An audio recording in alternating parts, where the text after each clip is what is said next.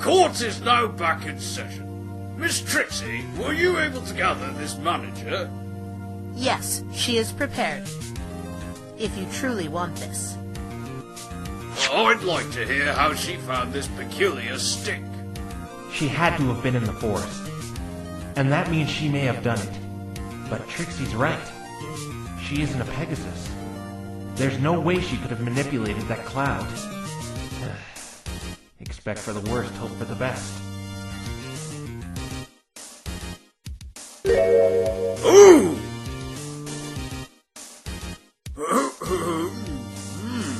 Have we met before?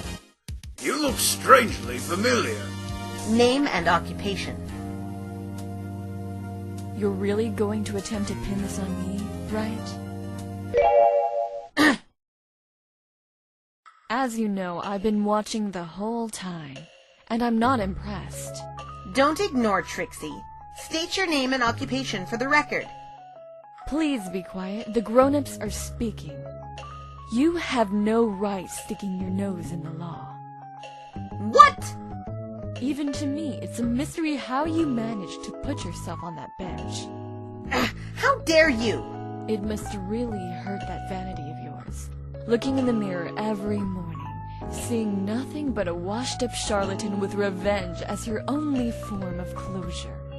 It's kind of pathetic when you think about it. You! Does this pony have something against Trixie, Phoenix? Short answer, yes. You see, I know everything there is to know about you, Trixie. So what? That's actually kind of a flattering statement. Oh, really now? Let's talk about poor little Trixie. Let's talk about how great and powerful you really are.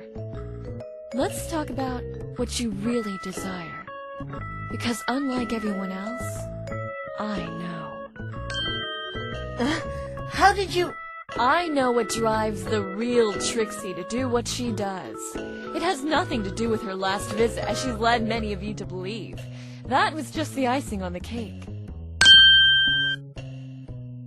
The Trixie we see right now is nothing but a helpless phony taking on this egotistical persona to cover up her pitiful insecurities. Her real talent should be pretending. Smoke and mirrors, that's all she is. And I'm not talking about her little magic show. As I said before, it's really pathetic.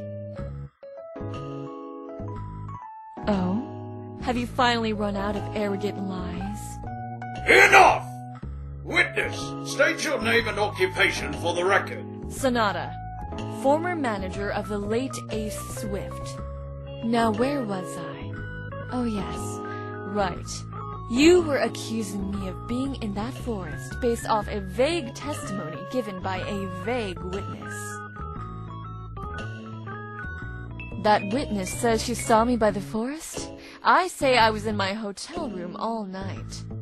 Now that brings me to you, right? I believe you broke into my hotel room with that pink pony. I wish to press charges against you both immediately. Here are some detailed photographs of both of their prints all around my room. I'm sure if you compare them, you'll get matching results. Oh, great. Here we go. Mr. Wright, is this true? I'll face the consequences of my actions later. No. Right now. You broke the law and I want justice. Just as Trixie stated earlier, it's an unrelated crime, just like Mr. Cruise Control's assault on me, and it shouldn't be brought up in the current case at hand. Mr. Wright, I'm shocked you would do something like this. But I didn't want to do it! I can't simply let actions like this go unpunished. What's the prosecution's stance on this matter? She doesn't look too hot. Well, I suppose if there are no objections, Phoenix Wright and Pinkie Pie can face their charges in due time. Ha! Score one for the good guys. Whatever. See if I care. This outlandish accusation of yours is just going to fall flat on its face anyway. Sonata, Fluttershy gave a perfect description of you carrying the stick near the forest on the night of the murder. I'll say it again. I wasn't anywhere near the forest that night. I've got to tie her into this somehow. Your Honor, I'd like to hear what Sonata was doing that night in further detail. Now that I've seen Miss Sonata's appearance, the previous witness's description does seem to match up. Miss Sonata, please testify as to what you were doing the night of the murder. If I must.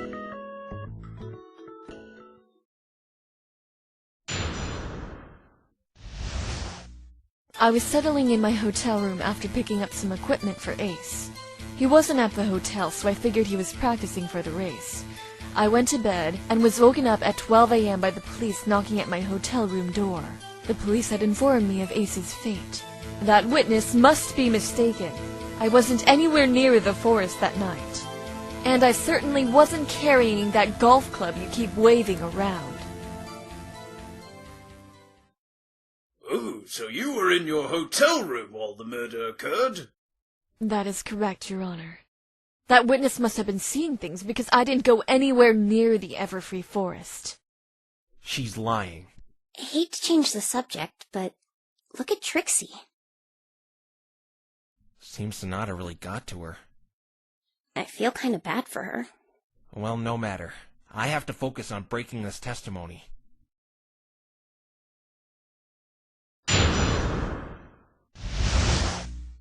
I was settling in my hotel room after picking up some equipment for Ace. Hold it! What kind of equipment? Athletic equipment, knee pads, helmets, stuff like that. He played all kinds of sports. Speaking of equipment, any clue as to why he was wearing the lightning-proof suit that night?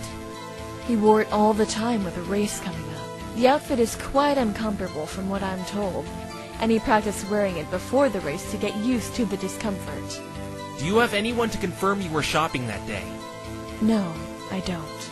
Then this alibi of yours isn't looking too reliable at all. How would you wish me to prove it? The store is quite busy with the race coming up. I doubt they'd remember one customer from a few days ago. What about a receipt? You said you bought some items there. Without one, you could have been... I have it right here. Ah! You didn't think I'd come unprepared, did you?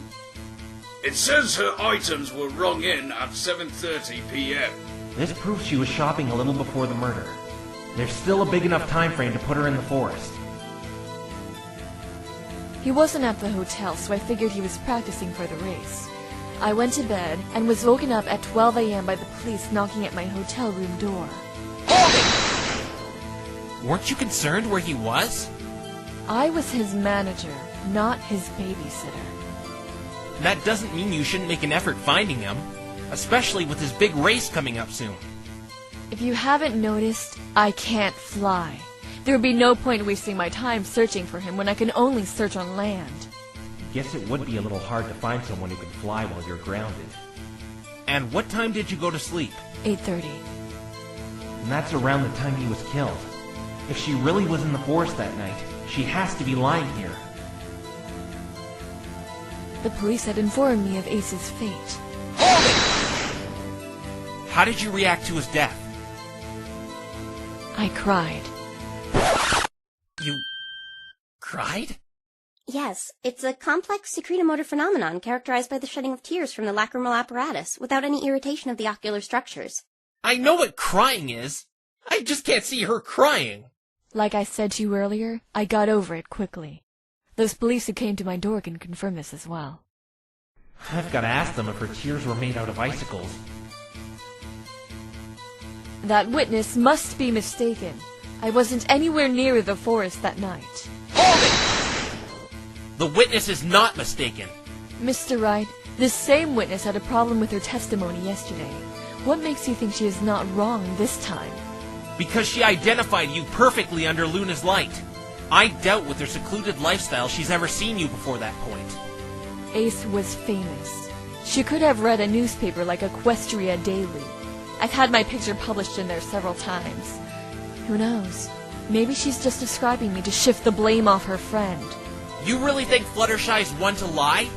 Why not? Didn't you accuse her of perjury just yesterday, right? Since the prosecution doesn't seem to be up to speed, can you please put a stop to Mr. Wright's baseless claims against me, Your Honor? Oh, yes, I must stop this line of questioning about the previous witness's credibility. It's all right. I just wanted a little more information. Time to go in for the coup de grace. And I certainly wasn't carrying that golf club you keep waving around. Objection! Sonata, I'm very curious. About what? This stick. You claim you weren't carrying it.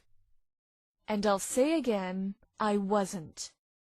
But what I find odd here is what you called it in your testimony.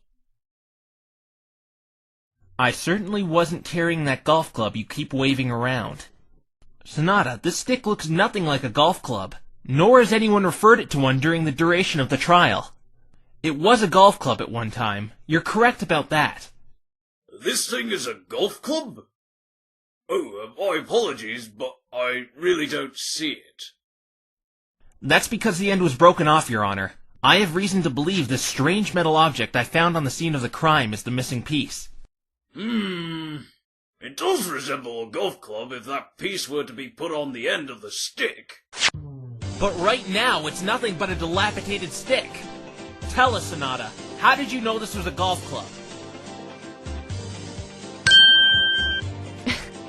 Do you think you're some sort of knight in shining armor, come to save the day?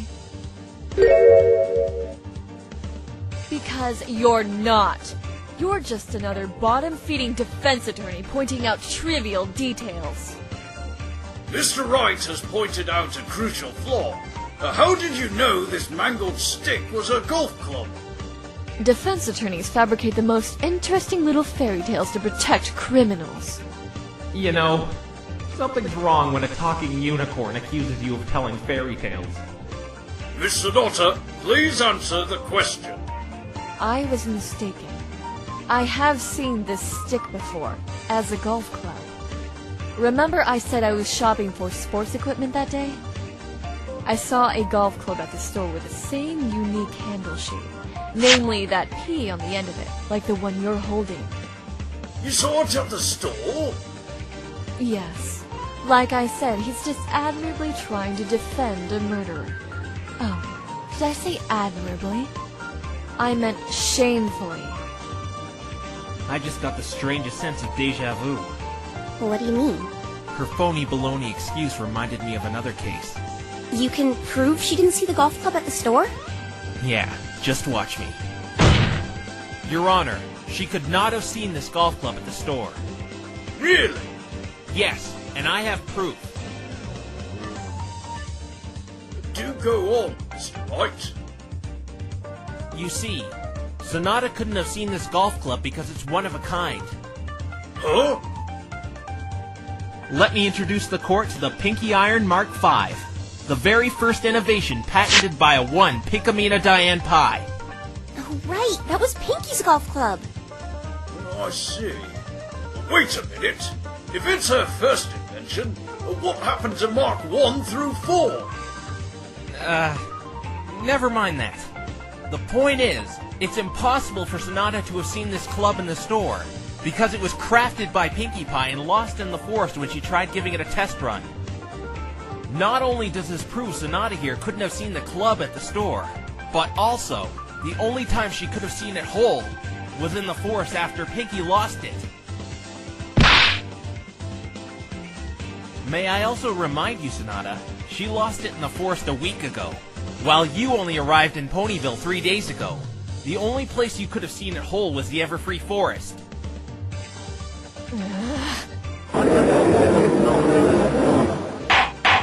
Miss Sonata, explain this!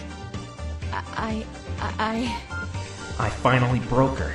Let's see how she talks her way out of this one. Actually, I don't need to say anything. I'm afraid you do. The defense has proven that you've seen this golf club while it was still one piece. But do you remember why I was dragged in here? All because of that other witness. Let's not beat around the bush, shall we? It's obvious you're trying to say I was in the forest that night. Right? Then tell me, why didn't Fluttershy see me leave? She said she saw me walking towards Ponyville, but testified yesterday she saw nothing leave the forest at all. There has to be some explanation. You're trying to plant me in that forest based on her testimony. Therefore, you need an explanation as to why she didn't see me leave. The broken golf club should be enough proof. Gilda confirmed it. Okay, I'll humor you. Let's assume I was near the forest. Not in it, just near it.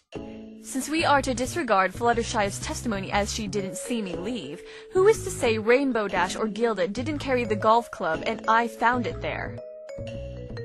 I don't believe picking up a stick is a crime. Well, she does bring up some valid points, right? I can't allow you to continue accusing her if you cannot provide stronger evidence she was inside that forest. But your client's verdict has been handed down, and unless you're willing to provide a substantial amount of evidence against this manager to convince me otherwise, I won't hesitate to end the trial right now. What do I do? Actually, Phoenix, I think I know how she did it. But I could be wrong. How? It's highly unlikely, but Sonata could have teleported. Teleported? Yes, but like I said, it's very unlikely. It's a very advanced unicorn spell. Not many unicorns even know how to do it. Unicorns like Trixie and I can perform it without as many repercussions since our cutie marks specialize in magic. I actually think she does know it. You think this witness knows how to teleport, Mr. Wright? These pictures of a book I found in her hotel room. Hey, you can't confirm that book belongs to me!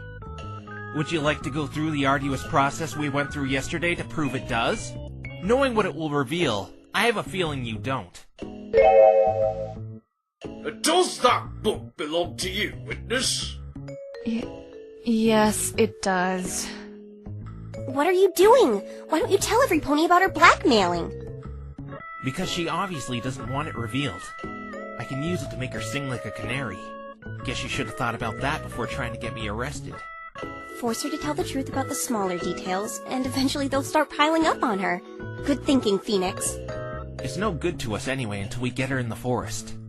Her blackmailing won't really help us on why Ace was killed.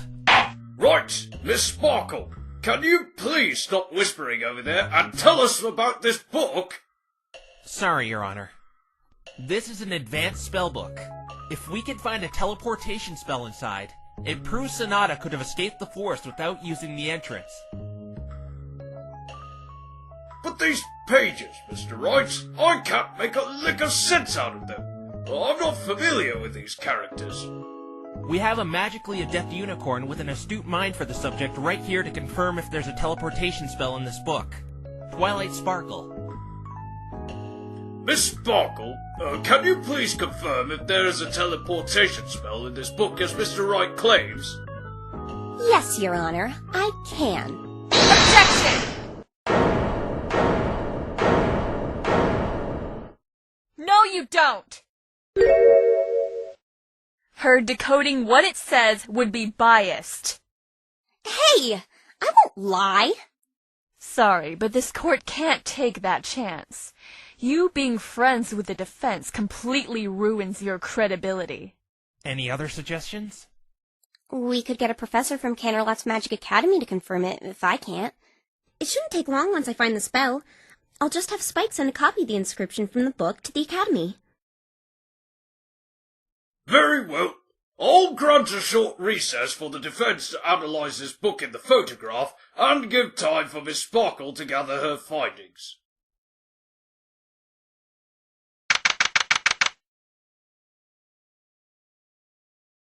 The spell Twilight Sparkle located in the book was indeed the relocation spell. It was also verified by the head professor in Canterlot's main magic academy. So there is the possibility she may have teleported from the forest. So what? The spell is in my book, but you can't prove I actually know this spell.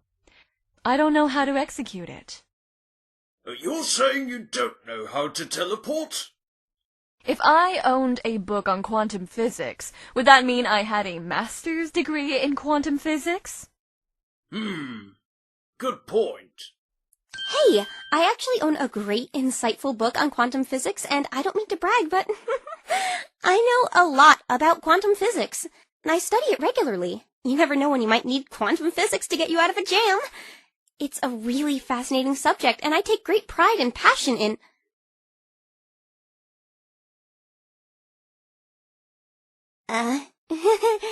Sorry. Many unicorns like me have a hard time executing that rare spell. A good percentage just don't have it in them to do it. It's even more difficult for one such as myself, as my talent isn't magic like the defense's co-counsel and the prosecution. And besides that, even if I was able to teleport... Riddle me this, right?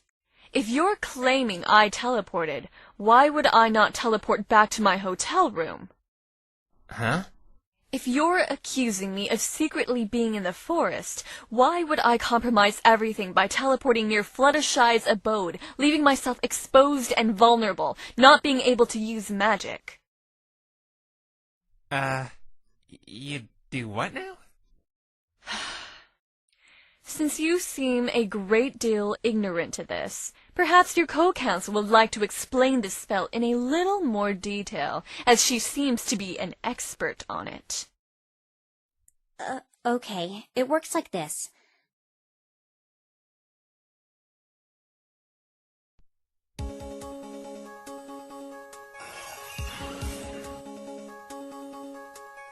When performing a teleportation spell, you need 3 things: a mental image of your destination, stalwart concentration, and natural magic talent. A less talented unicorn could learn the teleportation spell and perform it well enough to make one big jump from deep inside the forest to almost anywhere in Ponyville, but their magic would be completely diminished afterwards. So what you're saying is, if you were guilty of being in the forest that night and didn't want to be caught... Why would I teleport right in front of Fluttershy's house, out in the open, so she could potentially catch me, and not to my hotel room? Do I look that stupid? I hate to say it, but she's right. If she really did teleport, why would she make her destination out in the open? The limits on teleportation are you can only jump to places you've seen with your own eyes. It doesn't make any sense she'd teleport to somewhere she'd get caught. And we know Sonata must have been in that hotel room beforehand. She was Ace's manager. There's got to be some explanation for this. Seeing as you do not have any proof as to why Fluttershy didn't see me leave the forest, may I please go now? I've had enough of this 3-ring circus you call a trial.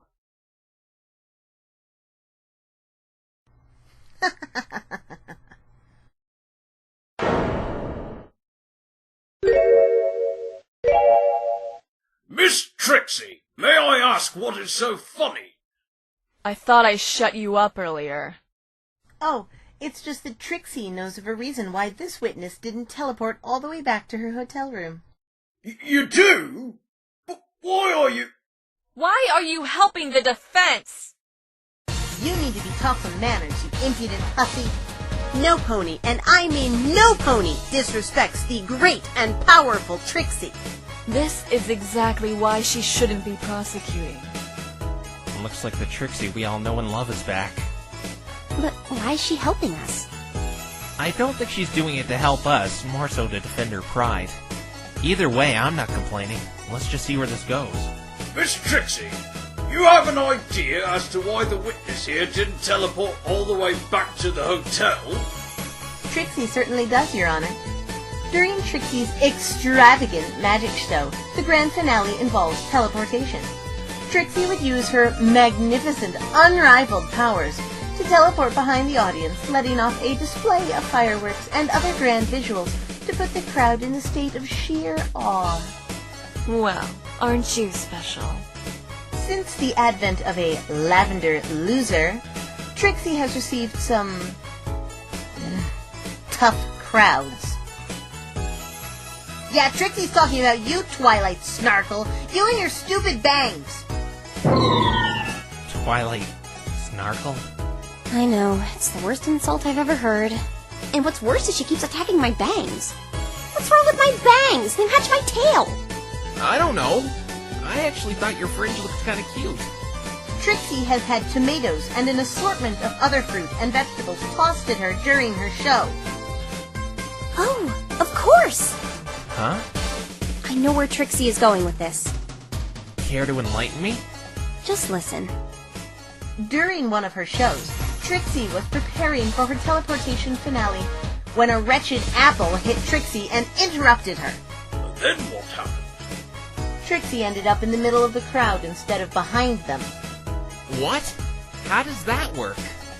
When a unicorn loses focus of a teleportation spell while channeling magic, as Dorky Bangs mentioned, results will be random. You'll end up anywhere between point A and B. Trixie isn't saying that sad excuse of a unicorn on the stand bumbled it up, though. Just that it's a possible explanation for why she ended up where she did. I don't believe this. You're doing everything wrong! Speaking of wrong, the ball is in your court now. Whether that's what happened or not is for you to prove. I'm still a little shocked Trixie just did that. Me too. But it's useless unless we can prove something interrupted Sonata while she prepared to teleport. How can we prove something like that? I've been looking through our evidence and I don't see a thing. Actually, I think I got it. Your Honor, I think I know what could have startled Sonata. And what is that, Mr. Wright? The answer is obvious. It was the lightning bolt. Oh, that makes sense. That sound would have startled anyone, especially if they were in a dark, spooky forest at the time. Exactly. You sure you want to suggest that, Mr. Wrong? The first lightning bolt struck at 8:40, meaning Sonata would have a perfect alibi. She would have been preparing to leave the forest before any of the lightning struck. That is, if you're really trying to pin this on her. What about the second one? We've been through this, trite. 3 witnesses testified to not hearing it. We can still see without a doubt that lightning bolt did not make a sound that night. But if you would like to suggest that the first lightning bolt startled her, Trixie's all fine and dandy with that. It seems Sonata has a tighter alibi than before. That can't be! Just look at her! She's sweating bullets right now! If you had a Neanderthal with a goofy haircut and an evil purple-shaded nerd lobbing false accusations at you, would you be sitting there with a happy smile on your face? She has a point, right? This is such a glorious day for Trixie.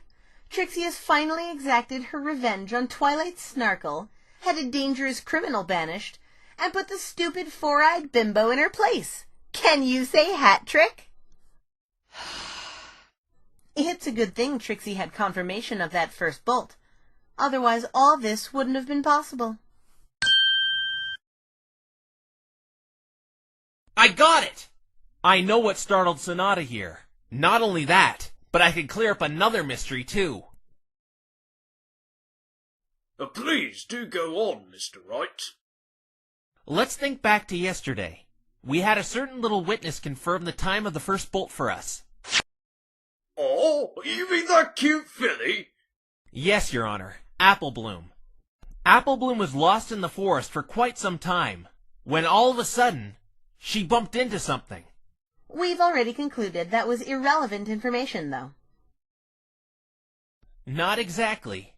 Because I think the thing Applebloom bumped into is right there on the stand. Ugh. Let's bring ourselves back to that night. Applebloom was lost in the forest and bumped into something she couldn't see, making it jump from what she described. Suddenly she sees a large flash of light she thought was lightning, but was actually the teleportation spell. Uh-oh, looks like he found you out. Sonata was preparing to teleport to the hotel room, no doubt. But she was startled by Applebloom bashing into her out of nowhere and lost her focus. Applebloom ended up being an unintentional stowaway during Sonata's incomplete teleportation spell. The interruption sent them both not to Sonata's room, but right near Fluttershy's cottage. That's why Fluttershy didn't see Applebloom leave the forest. Sonata brought her out by teleporting. Drained after using an advanced spell and being next to a blind, disoriented filly, Sonata had no choice but to run eastward with a golf club in her mouth. Applebloom, however, walked home to Sweet Apple Acres in the south. This is ridiculous. You have no proof I did this. No point in denying it anymore. We all know you were in that forest, Four Eyes. So why don't you be a good little pony and come clean? All we need is a possibility. Unless you care to explain where you've seen that golf club before? This also explains how the filly escaped the forest undetected. Exactly. This is the best explanation we have. You're caught, Sonata. Time to face the music. What were you doing in the forest that night? I refuse to testify. I reserve the right to remain silent in any case where my testimony could lead to self-incrimination. Oh, please. Perhaps Trixie can once again enlighten every pony. You see, our sophisticated-looking business pony here has a gloomy secret.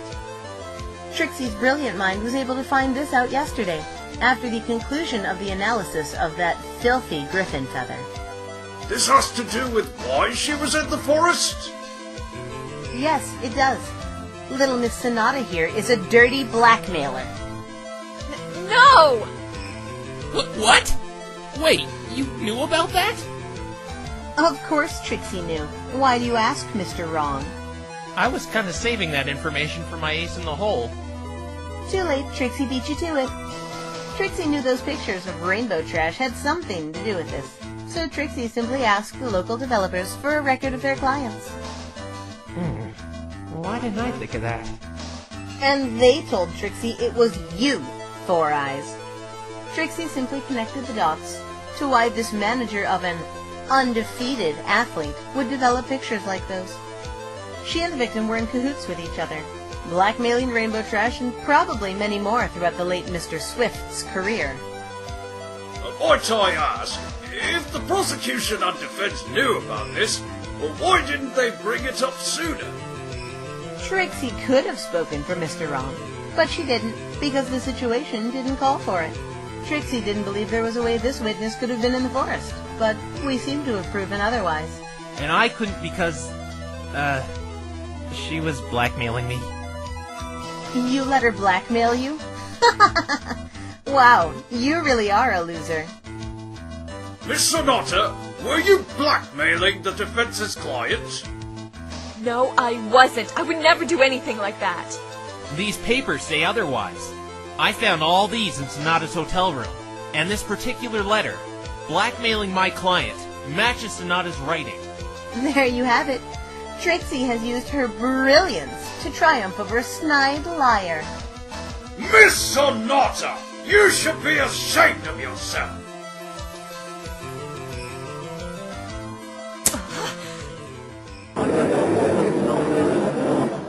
Taking advantage of others like that? You're despicable. Spare me. You've finally proven I was in the forest and that I was blackmailing your client. But that hardly makes me a murderer. We'll see about that. Let's hear what you were doing in the forest that night. There's no escaping either. You've already cast too much suspicion over yourself to just waltz out of here. Oh, and Mr. Wrong. What?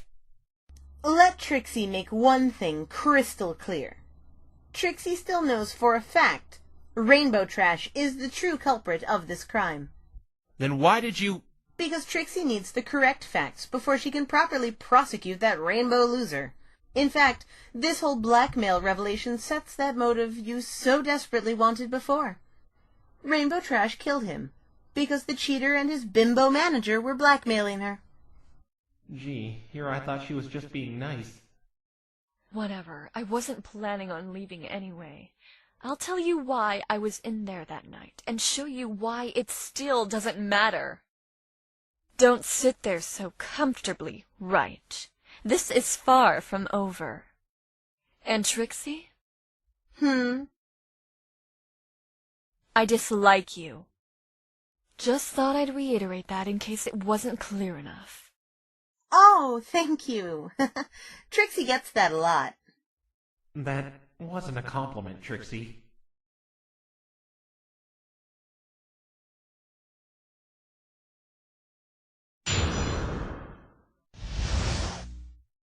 No point in hiding it, Ace and I were blackmailing Rainbow Dash. We ordered her to meet in the Everfree Forest.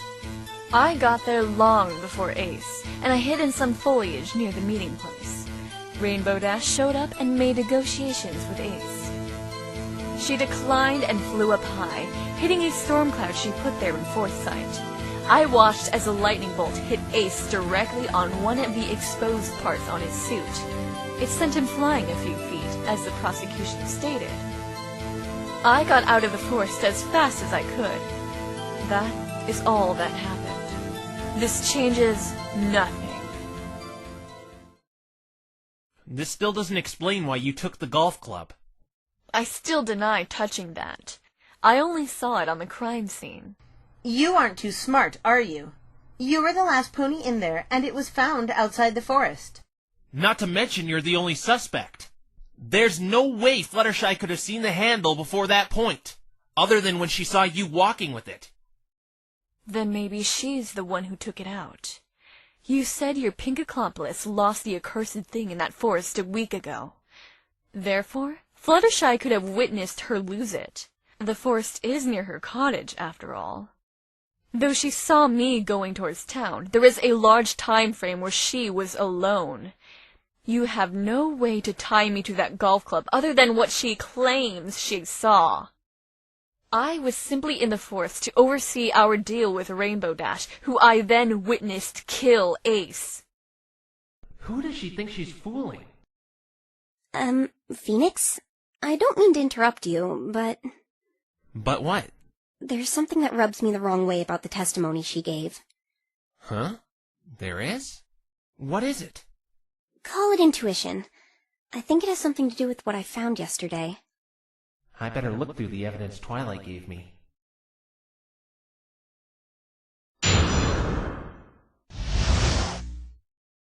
No point in hiding it, Ace and I were blackmailing Rainbow Dash. We ordered her to meet in the Everfree Forest. Hold it! Why would you want to meet in the forest? Surely you know how dangerous it is in there. Ace and I personally liked making these deals in secluded locations. We couldn't risk flies on the wall listening in. And this is how you had your victims cooperate. You were able to find their weaknesses using that talent of yours. It's probably why he was really wearing that lightning-proof suit. Not to prepare for the race, but to attempt to conceal his identity from Rainbow Dash in the dark forest, as you just naturally blended in with your dark colors. That's correct. It's worked up to this point. Well, besides two individuals who went against my terms. One being the defendant, the other... I'm sure you know who that is, right? Don't you? But both of them are going to get their just desserts soon enough. Objection! As much as Trixie would love to see you both arrested, we honestly don't care how you cheat and manipulate. Let's get back to what you saw in the forest, Four Eyes. Cheat and manipulate. Do you really think you have the right to judge me? What do you say we all talk about you and your pitifully weak vendetta against the defense's co-counsel over there? That's right, Twilight. It stems past the humiliation she suffered from you. Isn't that right, Trixie? Ha! Don't even bother trying to pull that one again, lady. Trixie was a fool to let some blackmailing hussy get to her the first time. Even if Trixie has to get you off the hook for Mr. Wrong's murder accusation, you're still getting locked up for your other crimes. Trixie hopes you enjoy stale bread, because that's all you're going to be eating for a long time. Head on! Miss Sonata, please continue your testimony. What are they talking about? I'll tell you later. You've got to focus on winning here. I got there long before Ace, and I hid in some foliage near the meeting place. Rainbow Dash showed up and made negotiations with Ace. Hold it! And what were these negotiations? For her to drop out of the race. Why didn't you just have her lose? Why have her drop out completely? Several reasons. Because of her performance at another event, it's clear she's the better athlete in every way, shape, and form. But the main reason was because of her arrogance and pride. If she were to participate in that race, there was a chance her competitive nature would kick in, and she would throw away all bets and try to win, even at the price of those pictures being exposed. I've only known her for a day and a half, and that really sounds like something Rainbow Dash would do. She declined and flew up high, hitting a storm cloud she put there in foresight. I watched as a lightning bolt hit Ace directly on one of the exposed parts on his suit. It sent him flying a few feet, as the prosecution stated. Hold it! I'd like to ask you what you witnessed here, Sonata. Unlike Gilda, you actually saw this, correct? Every solitary detail, yes. How were you able to see all this? I'm sure Rainbow Dash would have seen you if you were illuminating the area with your horn. That's because I didn't. The lightning itself lit up the area after she set it off. In that split second, I was able to see everything that had happened. Would you care to share these details? After the negotiations went sour, Rainbow flew up and hit that cloud. As you know, there are some exposed parts on that racing suit. I saw Ace look up, bewildered at what she was doing, and the bolt hit him directly on his neck. As Gilda claimed the prosecution theorized, the lightning's impact hurtled his body a few feet. His neck, huh? I got out of the forest as fast as I could. That is all that happened. This changes nothing. Objection! Looks like you saw things wrong here, Sonata. Or maybe you're just lying. What are you talking about? Something else should have happened there. Something else? Detailed right here in this autopsy report, there was a burn mark on the back of the victim's neck. Sonata, if you watch these events transpire, how did he come to acquire this scar? I left the forest right away. How should I know? I don't think so. You didn't leave the forest right away. How would you know that? Do you remember what time Applebloom got out? 9 o'clock. Cursity of Sonata. Seeing as the lightning bolt hit 8:40, and it's only a 15-minute walk to the entrance, that leaves a long time frame where you were still inside the forest. In fact, it's even larger considering you admitted to teleporting out. So I'll ask again, where did he get that scar? Objection! She did explain where he got it. The lightning itself must have struck his exposed neck. Objection! Not according to another detail Sonata shared. She stated, I saw Ace look up, bewildered at what she was doing, and the bolt hit him directly on the neck. You're right! It would have left a mark on the front of his neck if he was looking up. Care to explain this, Four Eyes? That mark isn't from the lightning bolt. That mark was from the day before the incident. Ace was in a dangerous race inside a Freet's volcano and must have picked up the nasty scar from some embers. Well, that could explain it. His schedule confirms that he was indeed racing in that volcano the day before he came into Ponyville. It would have still been fresh. This is just stupid. Of all places you could race, why would any pony with a sane mind feel the need to race in a volcano? High risk, high reward. The prize was a treasure known as the Flame Dragon Ruby. And I bet you two won that through cheating, huh? We did. Problem? Shut up, wrong. She gave you a good explanation for the burn. Do you have a doctor's note to confirm this injury? He didn't like doctors, so it doesn't really come as a surprise that he didn't want to get it checked out. So you're saying he had this burn mark on his neck before he even arrived in Ponyville? That's exactly what I'm saying. Mr. Wright is doing what defense attorneys do best, trying to make something out of irrelevant details. Wait! Huh? There is something wrong here. He couldn't have had that burn mark before the incident. Twilight, I'm supposed to be the lawyer here. Stick to the book, Snarkle. He got that scar from his race in the volcano. No, he didn't. And I have proof. Twilight, you really shouldn't... A pony named Cruise Control gave this to me yesterday. And what about it? It's a picture of the victim entering the forest. With the timestamp on it, it shows it was taken 20 minutes before the crime even took place. What are you trying to prove here, Snarkle? Every pony knows when he entered the forest. I'm not trying to prove he went in there. Look closer and you'll see exactly what I'm trying to prove.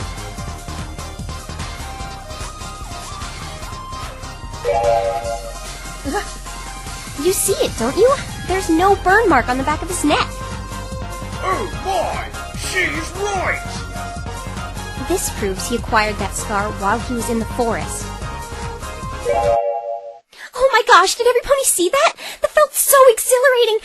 This is so exciting! I found a flaw in her testimony! Do you all think I sounded professional enough? Oh, I'm going to tell the princess about this! Twilight, relax! Sorry, I got a little carried away. Maybe a little. But thank you anyway. Let me take the reins from here. Sonata, as my co-counsel has pointed out, he couldn't have acquired that scar prior to entering the forest. It was from the golf club. The golf club? I'd like to hear how this golf club resulted in a burn mark.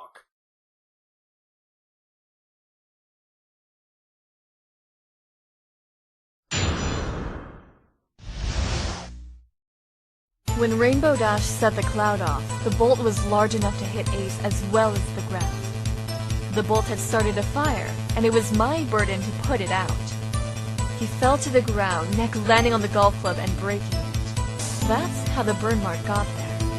I moved the body and stick aside and put out the fire myself.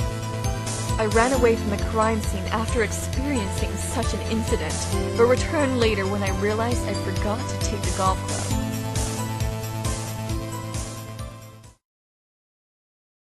So you really did take the golf club? Yes, I did. Problem? You were just denying earlier you even touched it. That's because I tampered with the crime scene. That would have me, and is going to have me, put away for quite some time. Then why admit it now? Because I'm already going to jail for my victory methods, what's a little longer to clear this outlandish murder accusation you're trying to put on me?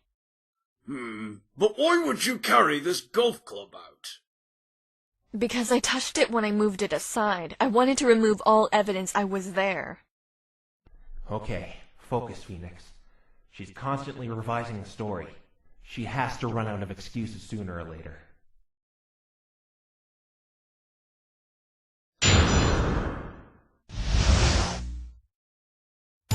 When Rainbow Dash set the cloud off, the bolt was large enough to hit Ace as well as the ground.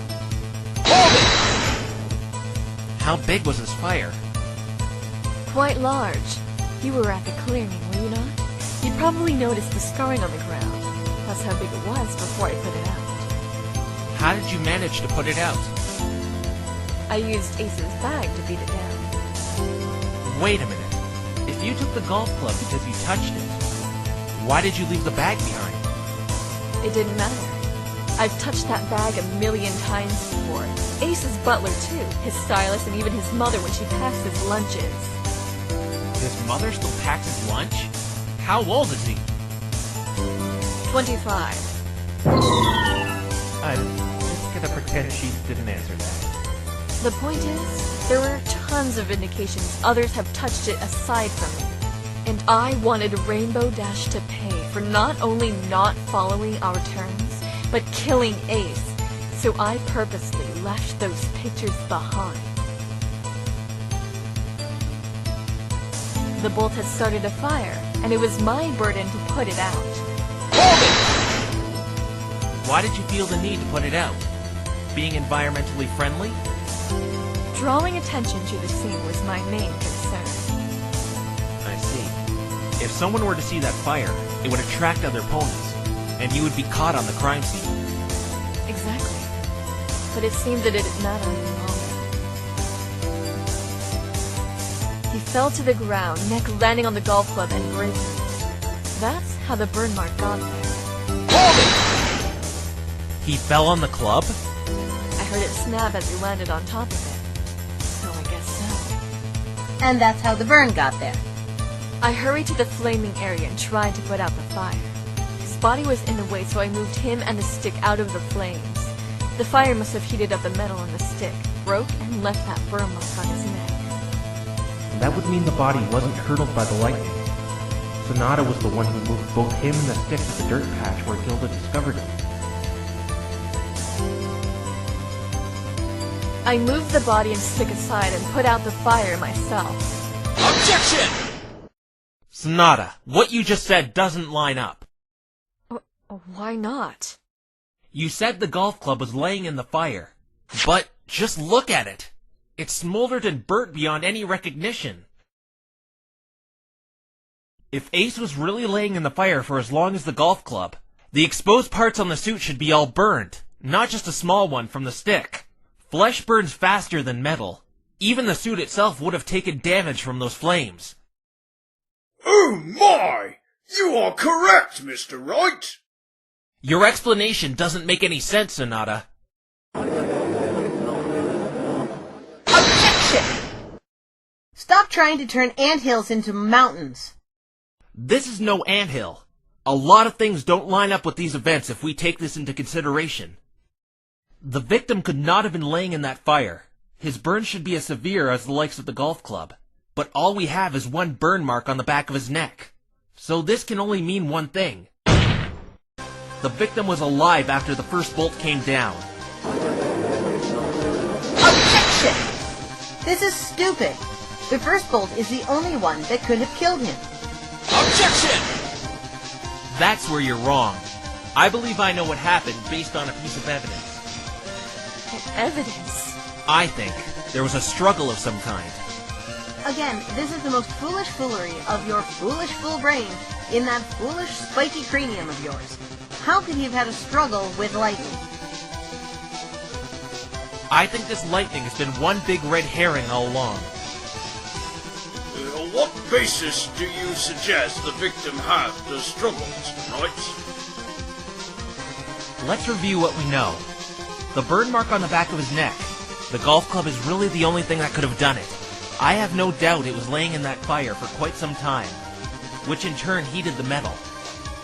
Next, the golf club itself. It was to be assumed it broke when he fell on top of it. But the body should have been just as burned as the golf club if you were laying in that fire to render it to what it is now. There's no way the body could be like it is if it were really hit by the first bolt. We find ourselves back at this question. How did the golf club burn him? Explain. The only answer I can draw is someone hit him with it. And I think we all know who that someone is. Are you suggesting she hit him? That's exactly what I'm suggesting. You just keep getting dumber and dumber, you know that? Then perhaps you can explain where he got the burn mark. Remember, he had to have received it while he was alive in the forest based on this picture.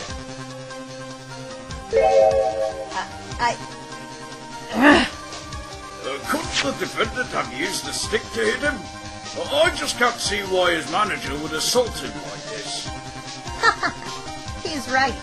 Rainbow Trash could have easily hit him. They have those pictures of her after all. It's really sad when you have to get bailed out by the judge. Rainbow could not have done that. She was long gone after the lightning came down. Yeah, according to Gilda.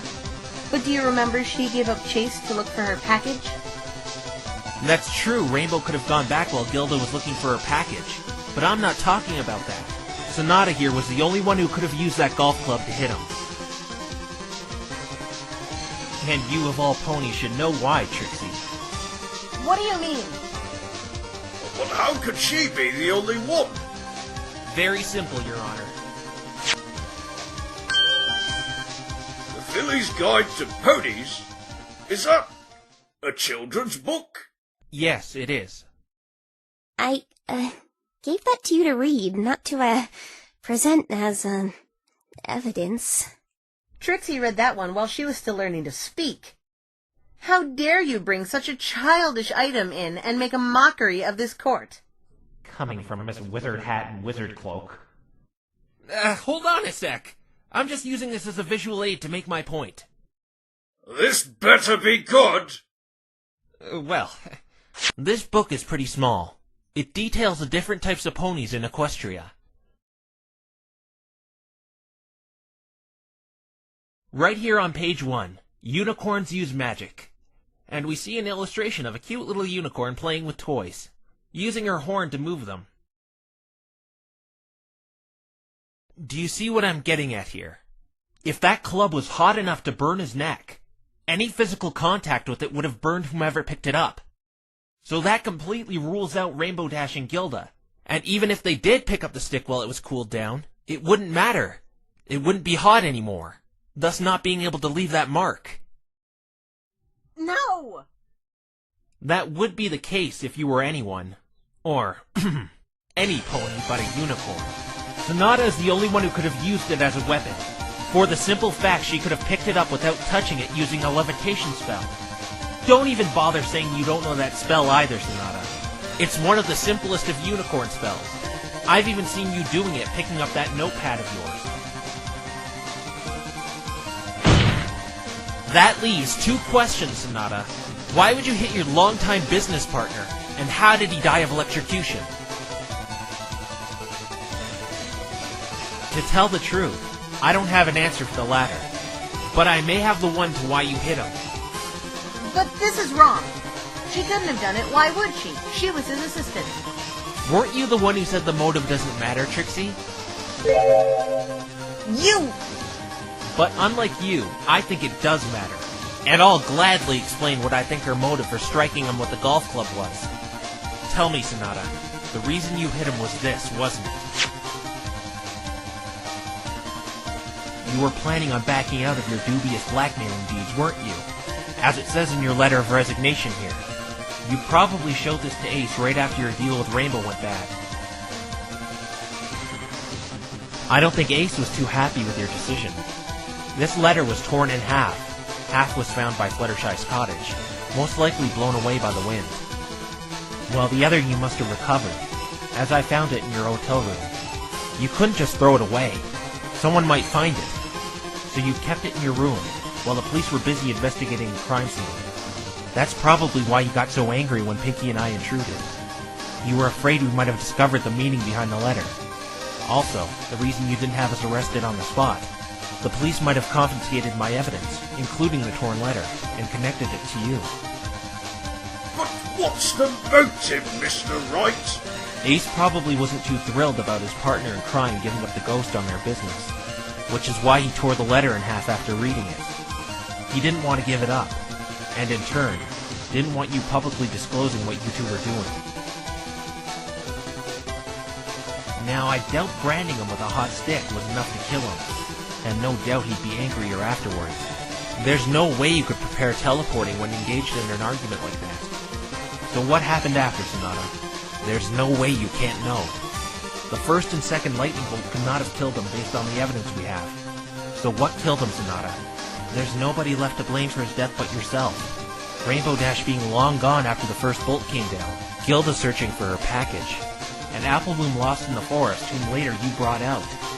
You're the only one left who could have done it. But if you're saying she killed him, how could she have electrocuted him? Trixie, you must know as well as I do that there are some spells out there capable of electrocution. But artificial electricity isn't strong enough to kill. Given the situation she was in, being threatened by him, it could have caused a magic surge. And the fact he was weakened after being hit with a blazing hot blunt object that could have caused head trauma, the jolt could have been enough to stop his heart. She'd also have the ability to aim it at one of the exposed areas on the suit. Not only from examining the suit, but the magic illuminating the area where she conducted the spell. You can't just say she did this. If Ace was really threatening her, why would she not just run away? Resorting to violence as her first option is totally illogical. She couldn't outrun him. He was an athlete. He could have easily caught her without even trying. And I doubt they just talked things over and made up after she hit him by the fact we have a dead body. There's no way the second bolt could have done it being a dud as Trixie uncovered. And even if it wasn't a dud, it would have had to hit him in midair to not make a noise, which is impossible due to the protective suit. There's no way out of it. Sonata must have electrocuted him somehow between the time frame the first bolt came down and when Gilda moved the body. Miss Sonata, what do you have to say to all this? It's amazing what one little mistake ended up costing me. What? When I first spoke with you, I noticed. Your eyes showed a lot of determination and resourcefulness. That's one of the things I look at first. Eyes alone show what someone is like more than any other part of the body. They really are the window to the soul. No, it wasn't you. You didn't do it. It was Rainbow Trash. It's why I wear these glasses. They aren't correctional. They're purely cosmetic. Though they're transparent, I feel like they shield me. I was afraid someone would find out who I am, find some weakness. Just like what you were doing. Exactly. Stop! You didn't do it! I suppose my weakness was pity. That's what made me write up that letter you hold in your hand, Sprite. The guilt of what you were doing to those innocent athletes caught up to you, didn't it? Yes. That night, we arranged for Rainbow Dash to meet us in the forest. Time for negotiations. Forget it! I'm not doing it! Do it or else! I don't care about that. Besides, I've got a better idea. What? Enjoy the parting gift! Smell you later, sucker! Ace! I thought you said she would do it, Sonata. I don't know what went wrong. Ah! Never mind. Quick, put out that fire. Use your bag to smother it.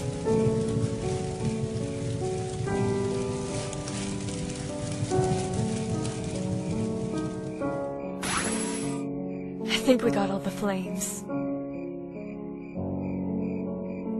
This is just perfect. That little upstart is gonna ruin everything. She won't tell. There's no way she can afford telling anyone about those pictures. Then why didn't she cooperate? Do you realize we're sunk if she opens her mouth? It could still work out. I just have to beat her the old-fashioned way. That sonic rainbow thing was probably just over-exaggerated. Right? Yeah. What's with you? You've been like that since we got here. Like what? All dodgy. And you mope whenever we talk. There was actually something I wanted to tell you after this whole thing went through. What is it? I was going to give you this. But perhaps it's better if I tell you. Tell me what? I can't help you do this anymore. What? These scandals we're pulling, I think we've gone too far. Too far? It's not like any pony is getting hurt. No, we're exploiting vulnerabilities and weaknesses of innocent athletes just for our own fame and fortune. What exactly are you trying to say here, Sonata? Either you come clean and tell the truth about how you've been winning all this time, or I quit. Are you joking? You can't quit. I can't do this without you. Then you'll go down with me. If I'm caught, you'll be caught too. You're just as guilty. I'm sorry. Even if that may be the case, so be it. I can't do this anymore. No! Ace, calm down. We can't go back now! Ace? You're not going anywhere, Sonata! What are you doing? You met an unfortunate fate in the forest. What? A ferocious beast got you and ended your life. No! Stop! Don't come any closer! I then fell into a depressed state and couldn't race anymore. No one will notice my performance drop because I was forced to retire because you died.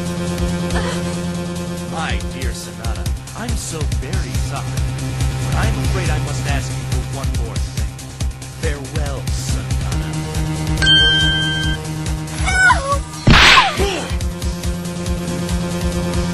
You're dead!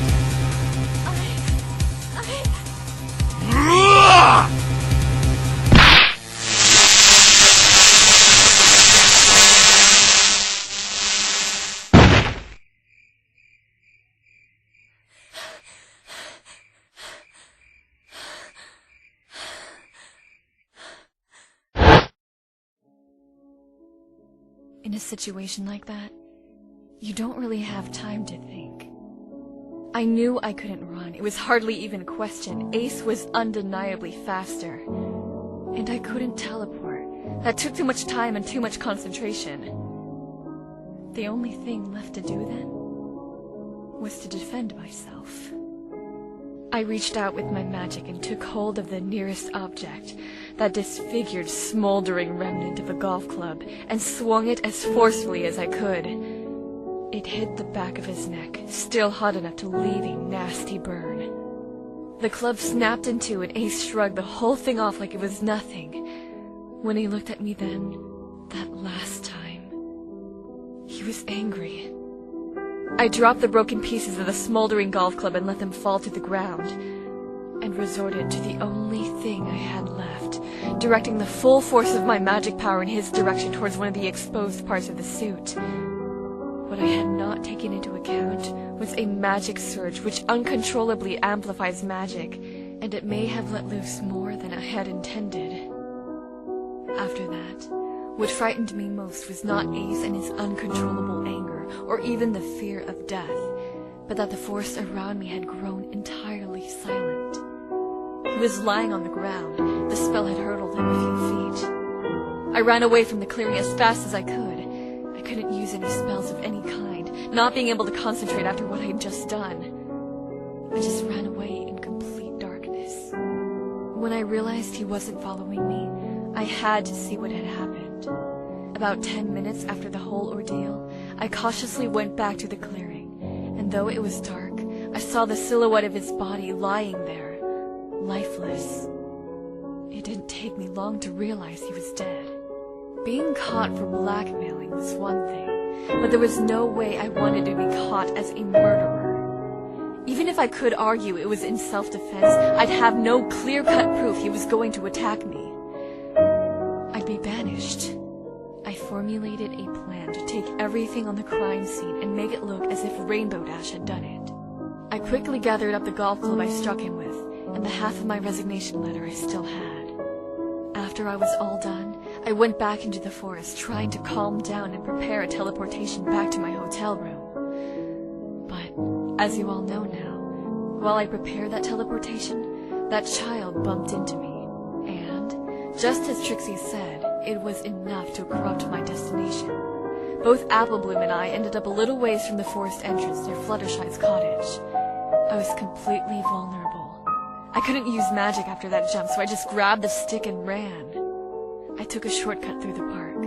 My heart was beating a mile a minute, and I wasn't really watching where I was going. I tripped on the bridge and dropped that stick in the lake. Since I was unable to use magic, I couldn't retrieve it, so I just left it down there. Once I got to my hotel,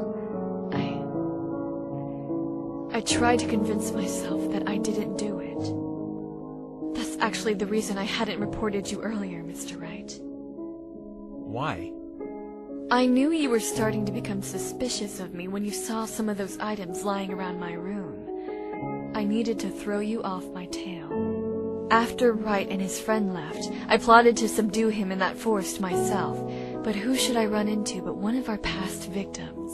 Instead of taking the evidence back myself as I had planned, I made it so he would take the fall for me and redirect Wright's suspicion even if all the evidence was out. And it was just more serendipity you and the child acted as corroborating witnesses on the scene to Cruz's attack, Twilight, when I was just planning on the pink one to catch him. I told him I'd have his sibling pulled from the hospital if he didn't cooperate. Just wait a second here. How was he able to phone me? I don't know what you mean by that. I tried to send you a telepathic message. It's in that spell book you found, page 162. I was hoping due to your ignorance of Equestria you wouldn't question it. I did feel something intercepted the signal, though. But somehow I was still able to talk to you. That was you? But the voice. It's not hard to alter your voice when speaking through magic. You don't use your vocal cords for telepathy.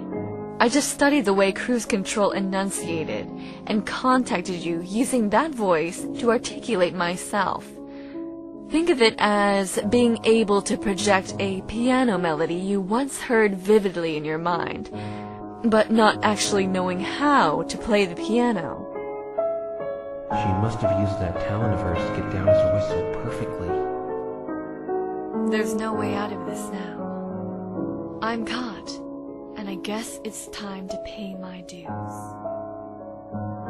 Well, this seems to prove the innocence of the defendant. Miss Trixie, do you have anything to say regarding this confession?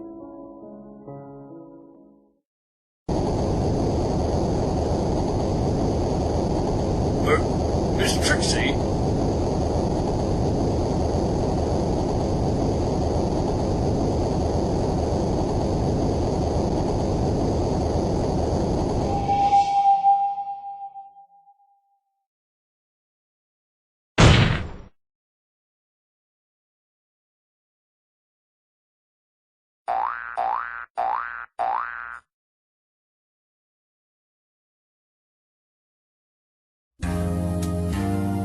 Miss Sonata, your plea, whether your actions were in self-defense or not, will be reviewed by Equestria's Council and Supreme Court. You also face several other allegations regarding these blackmailings and tampering with the crime scene. I'm really sorry to say, but taking into account those crimes won't help their decision in your favor. I understand. But as of right now, I can retract my earlier verdict and hand down a proper one in the case of Miss Dash. You did it! You won! Yeah. What's the matter?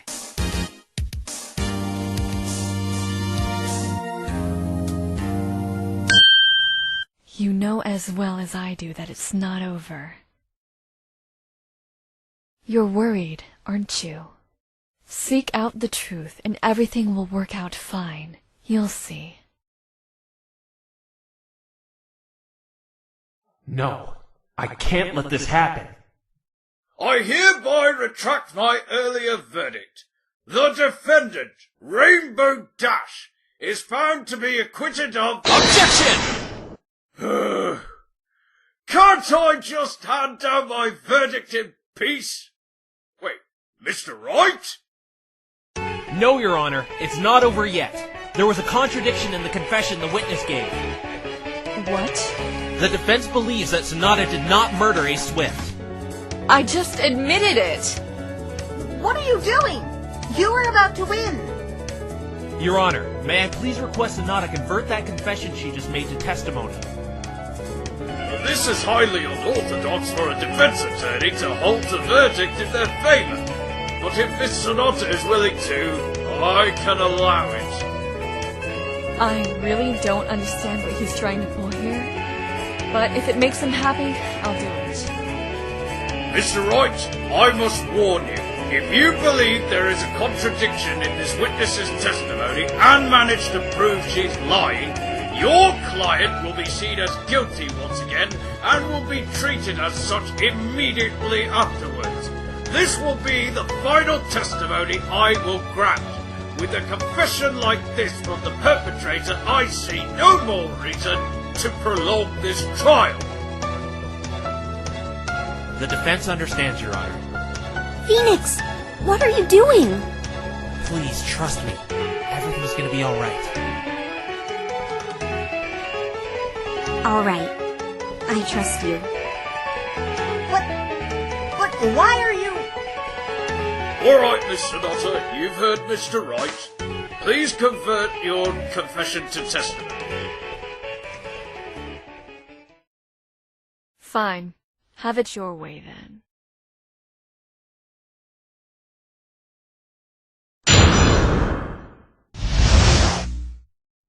Ace and I have been blackmailing several athletes for some time. I finally had enough of it. I was going to quit as his manager after he had won the Equestrian 500. After Rainbow Dash refused our blackmailing attempt, Ace was angered. It didn't help he saw my letter after we were done quelling the fire in which he ripped in half afterward. He became furious and violent. I saw no choice but to retaliate with a burned golf club that was lying on the ground to defend myself. I hit him so hard it snapped. I dropped the broken pieces and resorted to offensive magic that was enough to shock him and render him to the ground. I retreated to the dark forest, running as fast as I could. I realized he wasn't chasing me, and returned to the clearing after a good 10 minutes. I saw the silhouette of his body lying there, lifeless. Coming to terms of what I had done, I gathered the broken golf club at all costs so I wouldn't be caught. I headed back into the forest, and once I was calm, I prepared a teleportation spell back to my hotel room. And you know the rest.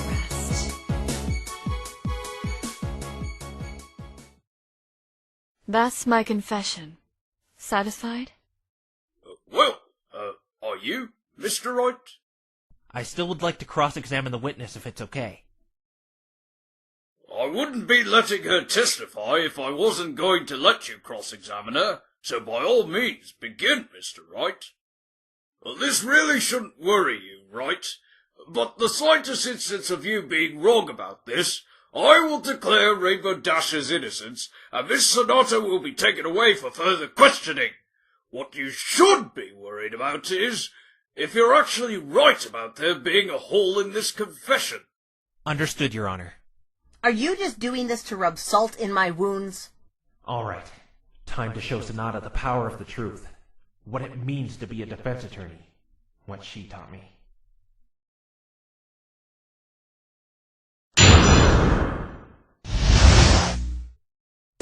Ace and I have been blackmailing several athletes for some time. I finally had enough of it. I was going to quit as his manager after he had won the Equestrian 500. Hold it! He's never won any competition fairly? Yes, he has. We didn't blackmail the stiffs, as he had the ability to beat them. And you didn't want to do it anymore? As it said on my resignation letter, I was enjoying the fortune and fame we got. But then, I realized what we were doing. Then why did you get Mr. Cruise Control to attack me? I simply panicked after you scrutinized my room. I knew you started suspecting me, and I did that to get you off my tail. Oh. Is that what this is all about? Very well. Your Honor? Yes? I refuse to press any charges against Phoenix Wright and Pinkie Pie for entering my hotel room. Okay. There. Happy? Now, Wright, it's my turn for a question. Huh? What are you doing? You're jeopardizing your client's innocent verdict, when a while ago you were at my neck accusing me. And despite my efforts, you caught me. But now you're saying I'm innocent? I don't understand you. Do you think I'm lying? Why would I lie confessing my guilt?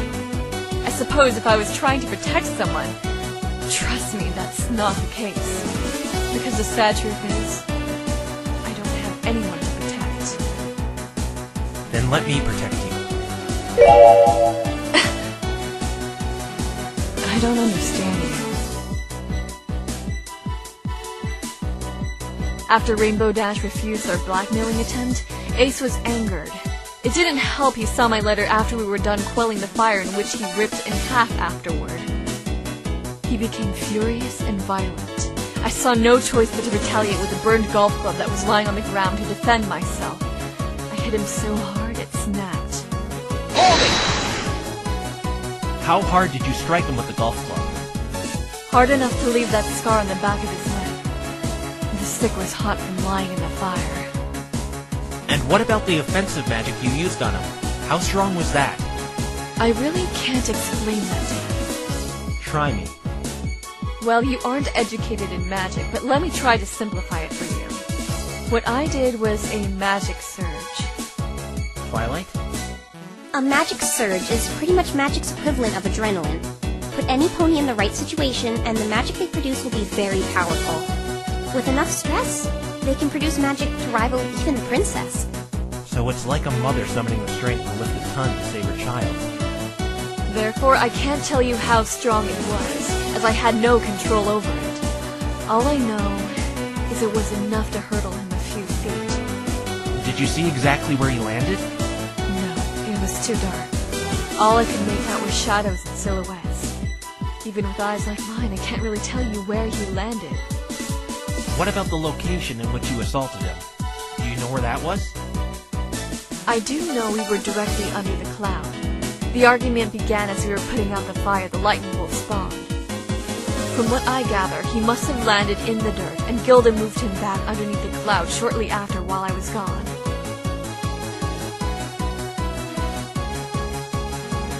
I dropped the broken pieces and resorted to offensive magic that was enough to shock him and render him to the ground. I retreated to the dark forest, running as fast as I could. I realized he wasn't chasing me, and returned to the clearing after a good 10 minutes. I saw the silhouette of his body lying there, lifeless. Coming to terms of what I had done, I gathered the broken golf club at all costs so I wouldn't be caught. Objection! I was right from the beginning. This all makes sense now. Sonata, what you said is impossible. How is it impossible? Why do you care if it's impossible? Mr. Wright, I have told you nothing but the truth. And I agree with you, Sonata. You're not lying. But those unique eyes of yours seem to have failed you this time. I'm mistaken? Mr. Wright, where are you going with this? I agree. Explain. Sonata claims she used a spell to electrocute him to protect herself. Yes, that's true. But then you said something that struck me as odd, Sonata. You said the golf club's end snapped off when you assaulted him. And that's that piece you found. What's odd about this? It's odd because the handle and the metal piece were in two different locations. The metal piece under the cloud, and the handle in the dirt. This was all a waste of time. It's easy to see what happened here. After she hit him with a golf club, the end ricocheted off his neck into the dirt after it snapped. Yes, even I can see that's what happened. And that's saying a lot. No, Your Honor. That's not what happened. Let's recall how Sonata stated how the events took place. I dropped the broken pieces and resorted to offensive magic that was enough to shock him and render him to the ground. Sonata stated she dropped the pieces after she struck him. Sonata, is this true? Yes, I did. I was still holding onto the pieces after they snapped. I dropped them in place. But you said another thing, Sonata. I saw the silhouette of his body lying there, lifeless. Coming to terms of what I had done, I gathered the broken golf club at all costs so I wouldn't be caught. Sonata, why didn't you gather the broken end of the club if you were trying not to get caught? I couldn't find it. I couldn't even focus an illumination spell with all that had befallen, so I searched around in the dark for a few minutes, but I only found the handle. And you just searched the area you found the handle in, because you knew you had dropped both pieces in the exact same spot. Yes.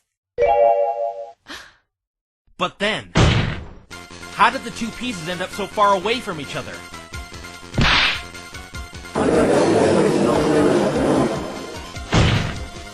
The handle was right in this location according to Gilda's testimony, and the imprint it left. But the end was next to Ace's body under the cloud.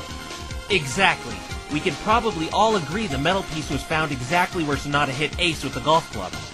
But how would you know something like that? What if it was the end piece that was actually me? Very simple.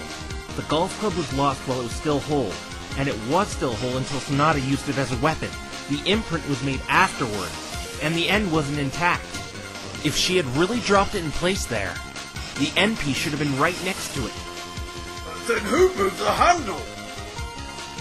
But this doesn't make any sense. No one was at the crime scene between when she hit him and...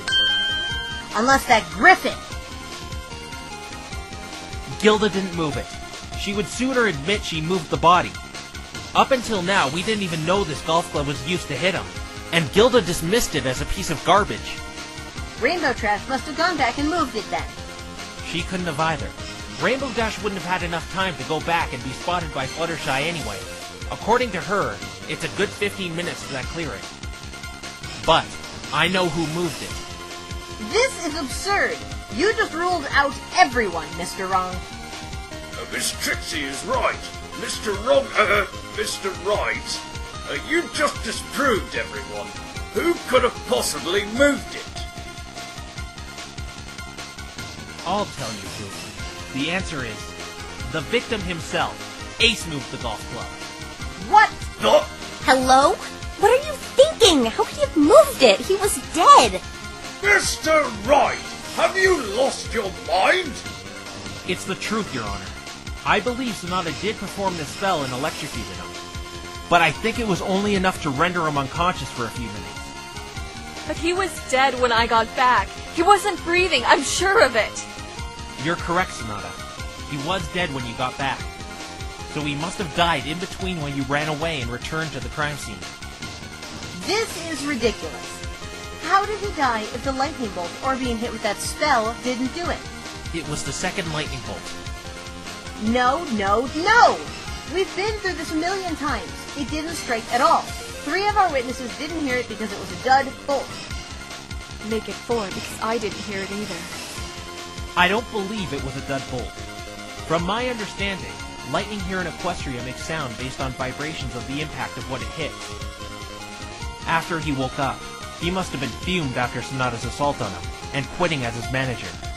He probably took to the air to pay Sonata back in spades. Therefore, if we take into account that the bolt struck him in midair, it wouldn't have made a sound.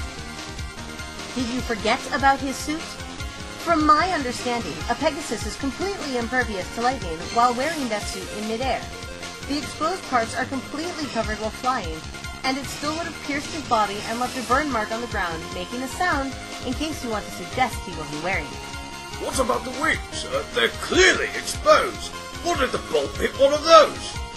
Due to the anatomy of Pegasi wings being so fragile compared to the rest of their body, a lightning bolt would have taken his wing clean off.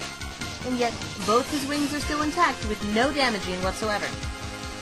Cruise Control took a picture of him wearing the suit as he was entering the forest. He was indeed wearing it from that point till his demise. I don't understand. There's no way he could have been electrocuted by a stray bolt then. She's right, Wrong. We're back where we started yesterday. You can't say a random bolt hit him in midair not making a sound without concrete proof. But this time I have concrete proof. Now that I know one other factor of the events. The golf club. Or handle, should I say. Now we know he's the one who could have moved it, right?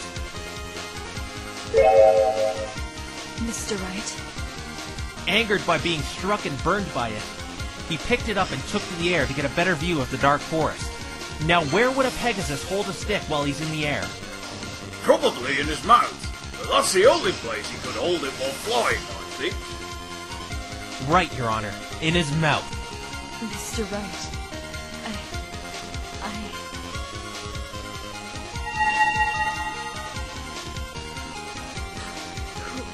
Who's that? At 8:50, the lightning bolt struck. The metal handle acted as a makeshift lightning rod in his mouth, pumping all that electricity directly into his body. It didn't need any accuracy to hit him, and made no sound since he was hit in midair.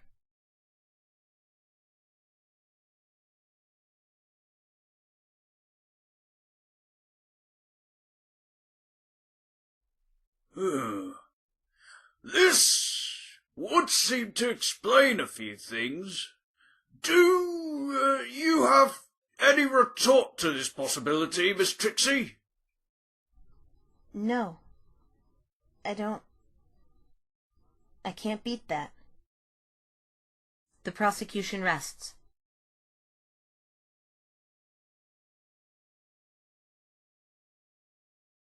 Mr. Wright, I don't know what to say. Never in my life has anyone ever done something like this for me. I can't believe I was so wrong. So very wrong. You weren't wrong. That note was proof that you wanted to do the right thing in the end. Not about that. I overlooked such a minuscule detail and thought I had done it. It's ironic I tried to convince myself I hadn't done it when I really didn't do it. If only I wasn't so afraid of being a murderer, I may not have needed to put you all through this trouble to get the ultimate truth of this event. Miss Sonata, though you may not have murdered Ace Swift, you face some serious allegations, including tampering with the crime scene and these numerous blackmailing accounts I have been informed of, and you will still be punished accordingly. It's all right. I have done some terrible things, and though I regret them, I humbly accept my punishment. I also owe you an apology, Trixie. You really did better than I could have done. I think the only pathetic fake here is me.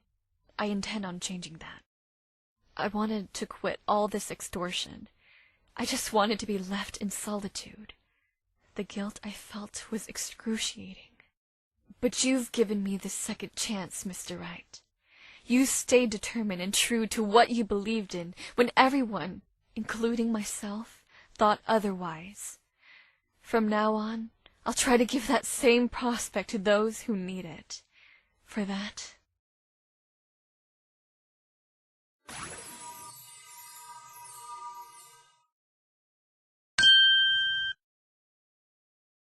thank you, Phoenix. You're welcome, Sonata.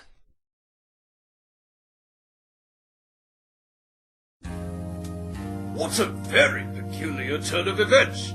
The victim ended up being responsible for his own death. There was no murder at all. But perhaps all that karma finally nipped him in the back very hard.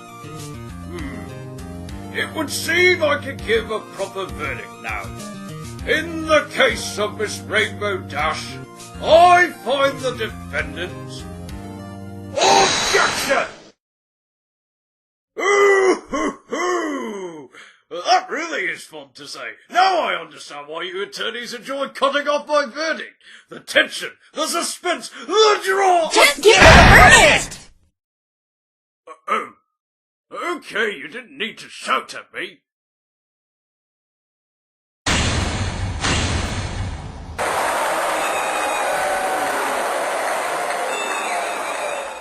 Court is now adjourned.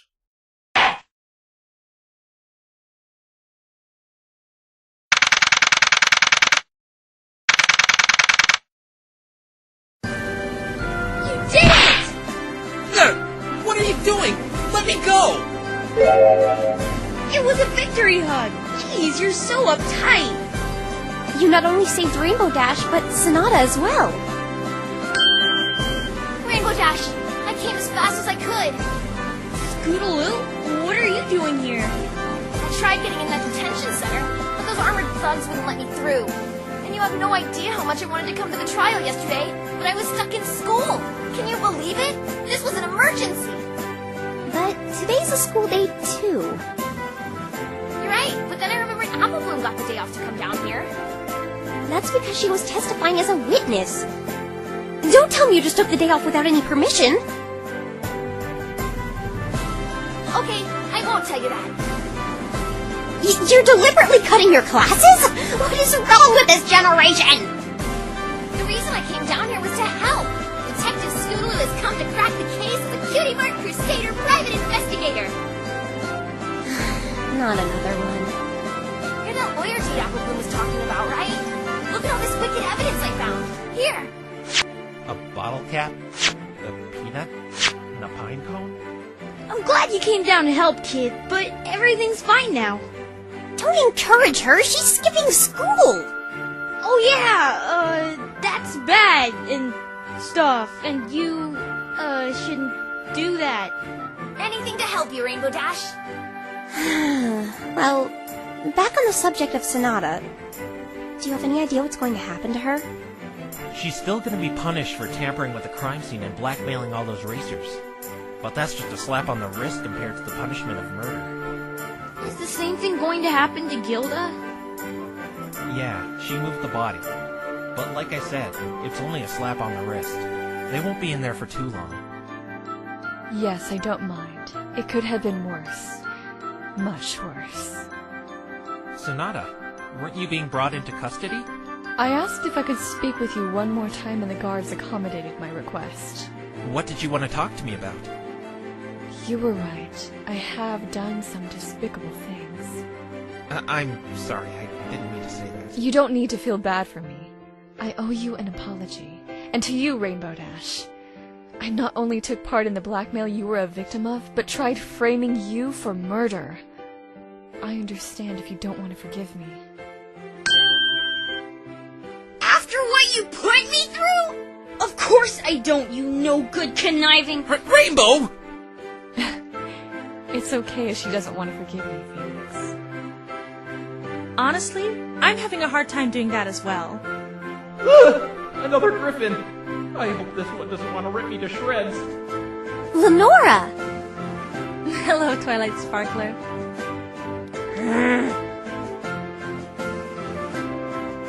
Good job winning the trial. It wasn't me. It was him. Oh, you're a human. Don't see many of those in Equestria. I've seen a few while making deliveries, but the ones I've seen certainly don't look like you. You don't want to tear me to smithereens, do you? What? Never mind him. Why are you here? We would have come sooner, but we heard that she was called to the stand regarding the blackmailings not too long ago. Frankly, I wanted to see you take her down, Twilight Sparkler. I even brought him with me. Isn't he supposed to be in detention? His lawyer scored him a low bail. We were going to pony up and testify for you and tell what her and Ace were doing, despite what she has against us. This is the guy who attacked me? I know sorry may not be enough, but I truly am. What I did to you, to everyone, was wrong. To be fair, she was intending to stop it before Ace's death. In fact, her quitting put her in some serious danger. Newsflash! She did it again when she got him to attack you. And that was after Ace bit the dust. Let me make it up to you now. Cruz, your sister's in that hospital, right? Yes? After Ace died, all his money went to me. I'm going to donate every last bit of it to medical research regarding your sister's case. I'll see to it that she stays in there until she awakens. You'll do that? Twilight, since I'm going to be in solitary confinement for a while, can you manage my money for me and make sure it goes toward that cause? Since you're a former citizen of Canterlot, they shouldn't give you too much trouble when taking the money upon my request. Yes, I can do that, but how did you know I used to live there? I've never met you before. I just noticed the slightly smug way you carry yourself. A lot of Canterlot citizens adopt that saunter. Wow, it's amazing how you can... Wait, smug? If you can do that, thank you. Whatever. I still don't like her for what she did. The very least I can do is say I'm sorry. I've learned my lesson. Well, I guess I can forgive you. Kinda, sorta. Kinda, sorta? Yeah, you know. Kinda and sorta. How about makes no and sense? Hey, you must be that newbie. Congratulations on getting an innocent verdict. Thank you. I've heard a lot of good things about you. I look forward to going head-to-head with you when the race rolls around. You'll see I'm no slouch, I promise.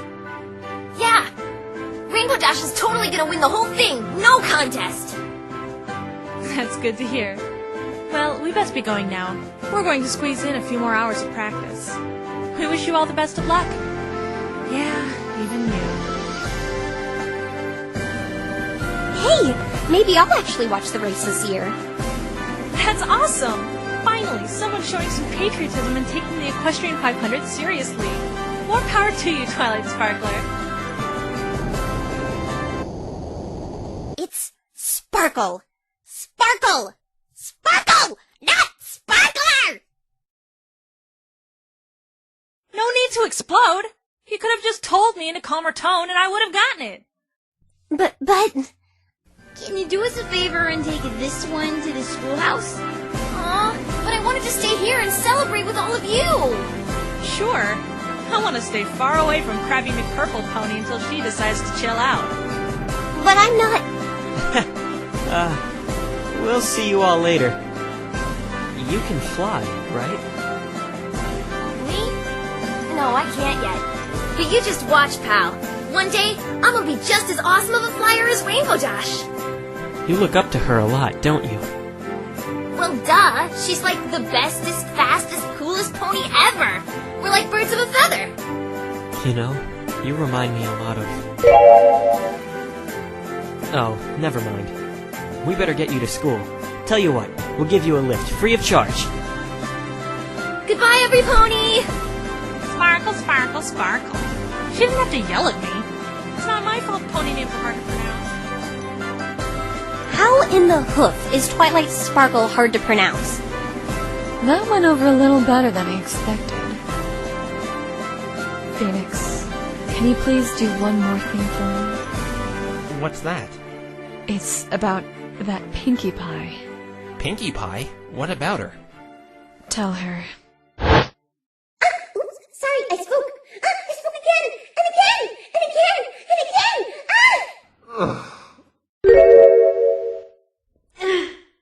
Huh? Are you okay? It's a cutie mark. It must mean your special talent is poking Pony's eyes out with that horn.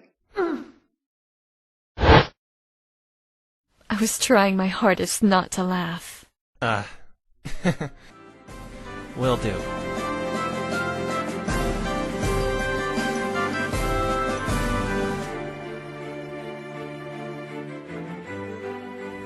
Nix, seriously.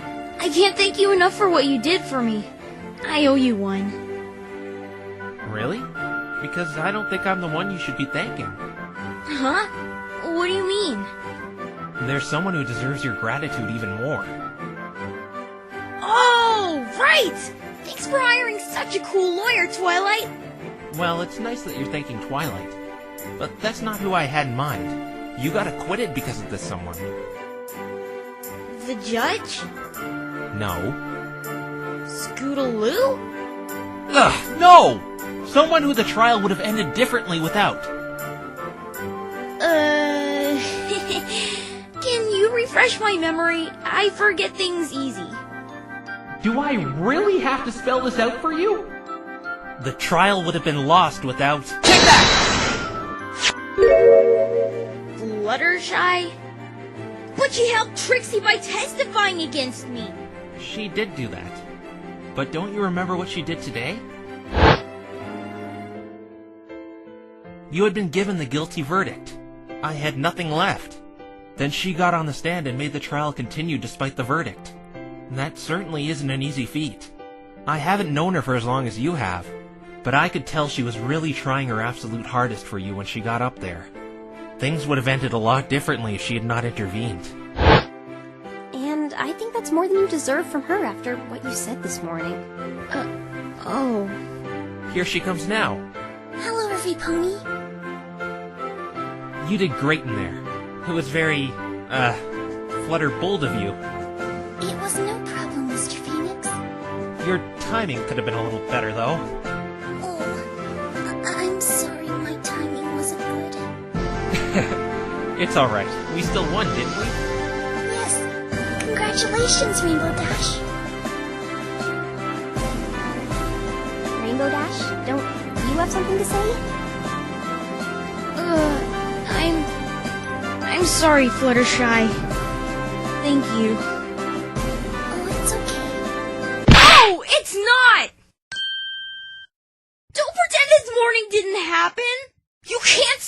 everything's okay. I treated you like dirt.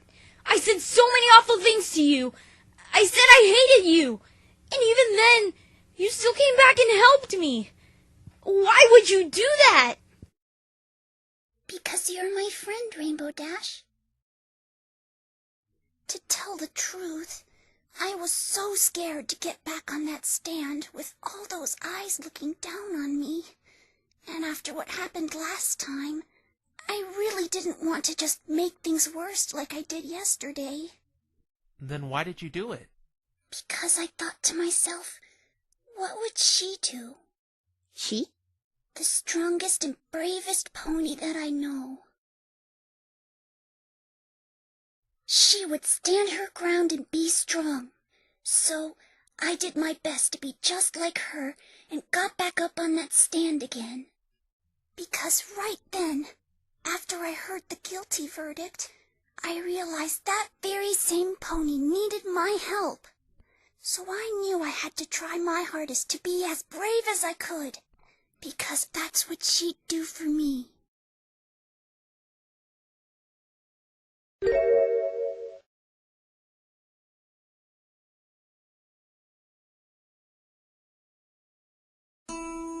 I'm so sorry, Fluttershy.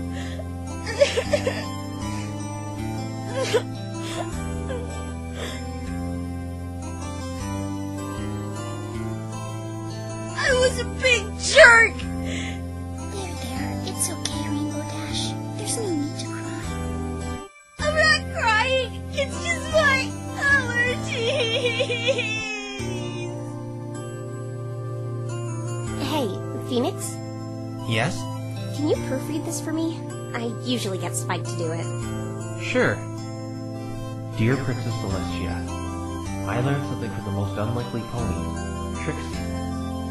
I thought about something she said today, and I think she's right.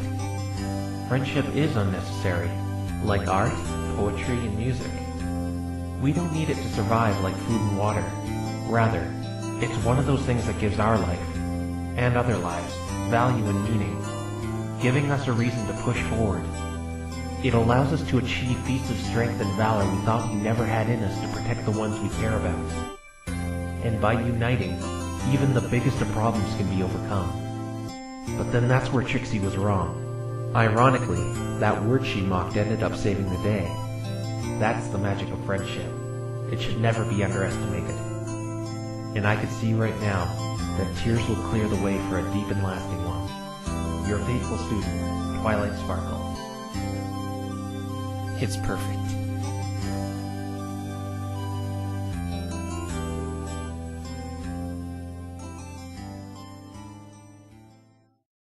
I'm glad those two got things patched up. Yeah, me too. Uh-oh. There she goes. She's coming back.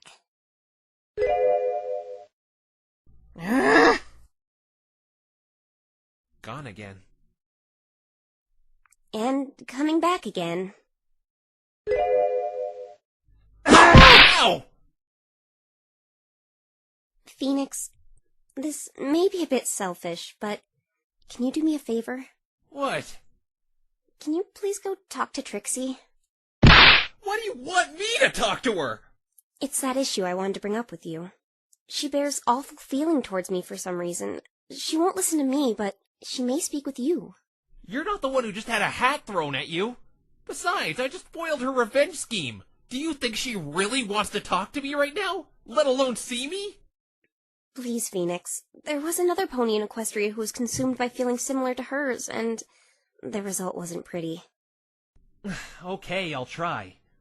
But I'm out of there if she starts tossing more stuff at me. Thank you, Phoenix.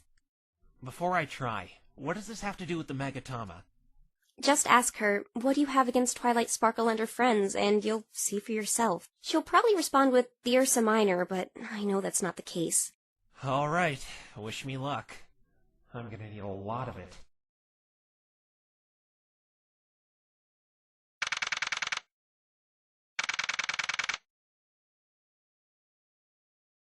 She's blue and wearing a purple cape. Have you seen her anywhere?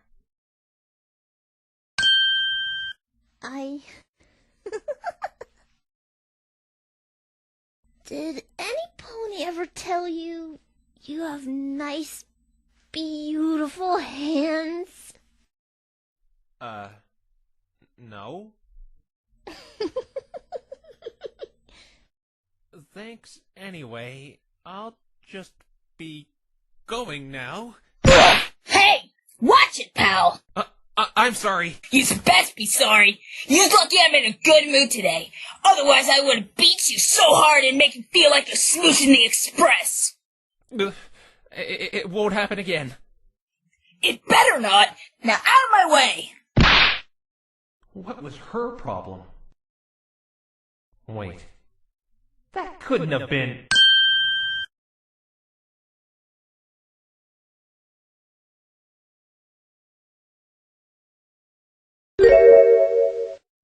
You ruined everything. I, wanted to give back your hat. You dropped it, or, whipped it at my face. Give that back, you rotten thief! That's mine! This isn't going so well. So, why did you come out here? Come to chastise me? Put me in my place? No, of course not. I just wanted to talk to you, that's all. Well, I don't want to talk to you! I'm not in the mood! Trixie, take this however you want, but you did a good job in there. You did a really good job. I thought you had me several times the past 2 days. Don't patronize me. I lost. But it's not about winning or losing when you're an attorney. It's about the truth, and I think you realize that too. I remember you siding with me when Gilda was giving her false testimonies, and that move you made against Sonata regarding that teleportation had no benefits for you as a prosecutor. I don't care about any stupid truth. Do you remember how that griffin felt bad about revenge? It certainly didn't for me. As soon as I heard that guilty verdict, I felt like I was on top of the world. I suppose that makes me bad. But whatever. It's not like it even matters anymore. But what I'm trying to say is, it's up to the defense and the prosecution to push each other to their limits. And you certainly delivered. It could have done without the insults, but you did well keeping me in check. That isn't a hard thing to do, since you are such a blithering moron. I really can't get through to her. I'm quitting this whole prosecutor thing anyway. It was just another occupation my parents put me in while growing up in Canterlot. I never even cared about it up until this point. The only thing driving me to excel at it was to get some redemption, but it's not like I have much to go back to. My other routine is in just as bad shape. Why's that? Why do you think? That lavender loser ruined it all. My stage is busted up and falling apart, and I don't have the money to fix it. Wherever I go, my shows bomb. I've made it regular practice to dodge tomatoes. Maybe it's just because you're so ostentatious. Urgh! Yeah, that sounds terrible. It's not fair. It's like a cruel joke. Life gives you something you think you're gifted at, and then some little goody four-horseshoes know-it-all comes along and ruins all the success in a heartbeat. I hate her so much! Why does she have to be more talented than me in every little aspect? Why is it when I try to entertain with magic I get an angry mob, but when she does the simplest, stupidest magic trick at her own leisure, she gets... Ugh! Why am I telling you this? I don't want to talk to you. Buzz off. You know, when I was a kid, I was really into magic. I wanted to be a magician myself. I wanted one of those fancy silk hats. But my parents never got me one. They were too expensive. What's this have to do with anything? I don't know. I just wanted to try to talk to you on some sort of common ground. I thought it was traditional for a magician to wear a silk hat. Do you honestly think I care about your pathetic life? Sorry, but I'm a little busy dealing with mine. So for the last time, leave me alone. I know I'm probably going to regret this. You know, I'm curious. I've seen Trixie the prosecutor, but I haven't seen the great and powerful Trixie the magician. Can I see your magic show, Trixie? Ha! That's a good one. Why would I want you to see my show? You owe me a voucher. What?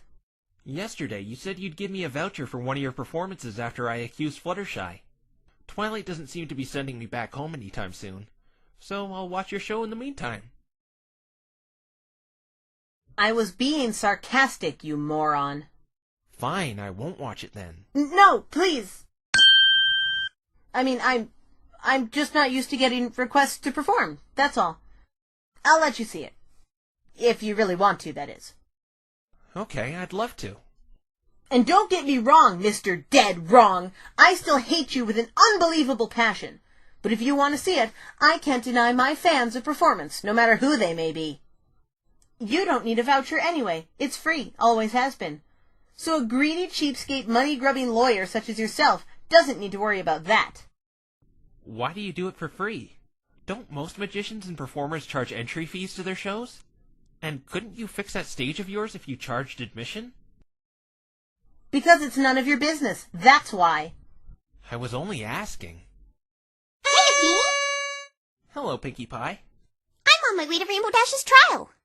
Pinkie, you missed it again. Oh, not again. Is Rainbow Dash okay again? I think Pinkie Pie would find a way to be late for her own funeral. Yeah, everything's fine now. She's off the hook. Stellar work, Feeny, my boy! My boy? I'm clearly older than you. You know what this calls for? What? 2 words! A party! A party? 21 words! Yeah, a party! You should come celebrate too because I love having parties with all my friends after something good happens! After something good happens. How did you... yeah. It would seem this would be the occasion to throw one. What about you? Do you want to come? Huh? Me? Yeah, you! You want to invite me to a party? Like they say, the more the merrier. And you're all grumpy all the time, so I figured a party would turn that frown upside down. Maybe you could put on your show there. You'll have a larger crowd that way.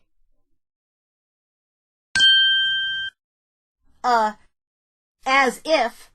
Why would the great and powerful Trixie want to go to some juvenile party with Mr. Wrong and a sad bunch of loser ponies? But Trixie lost the trial, didn't she? She deserves a punishment. And that will be to endure your childish party that Trixie doesn't want to go to. At all. Trixie will show Twilight Snargle, Rainbow Trash, Haggity, and Applejunk feats of magic the likes of which they've never seen. You shouldn't make fun of others' names. Oh, and why not? Because they might be like mine and be... copyrighted.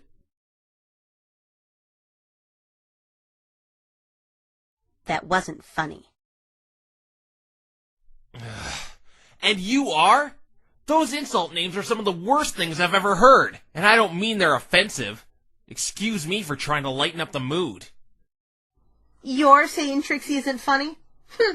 Trixie will show you, Mr. Wrong.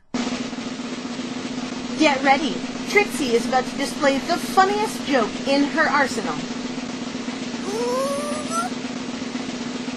Be warned, many have been known to die of laughter from this one. Give me a break.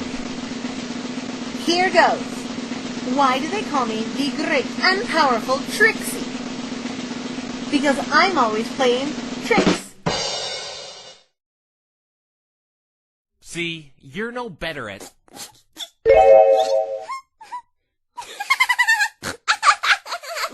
What?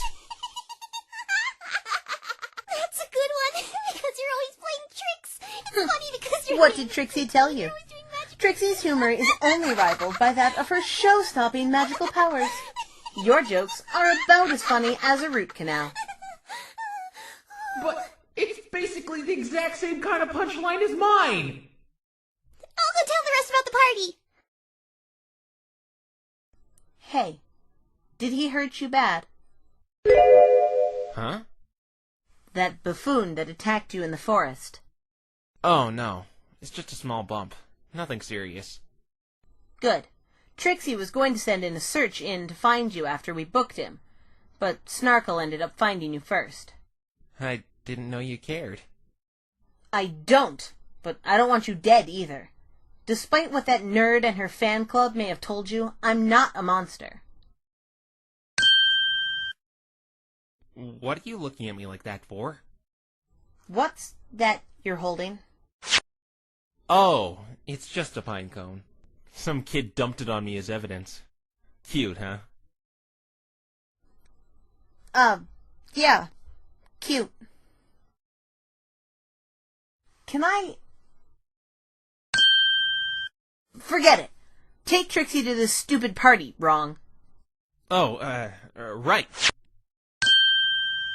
Oh, wait! The Magatama. One more thing, Trixie. What? I wanted to ask you something.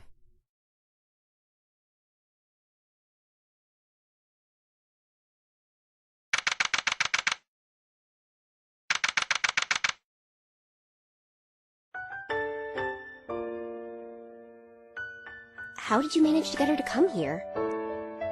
Well, Pinkie Pie did, not me.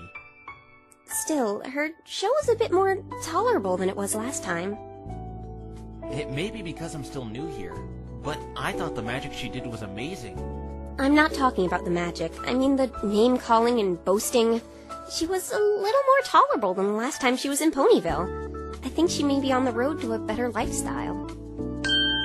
What are you talking about, Twilight? The conceited, ill-mannered, unsavory degenerate called me Haggerty. I'm not a hag!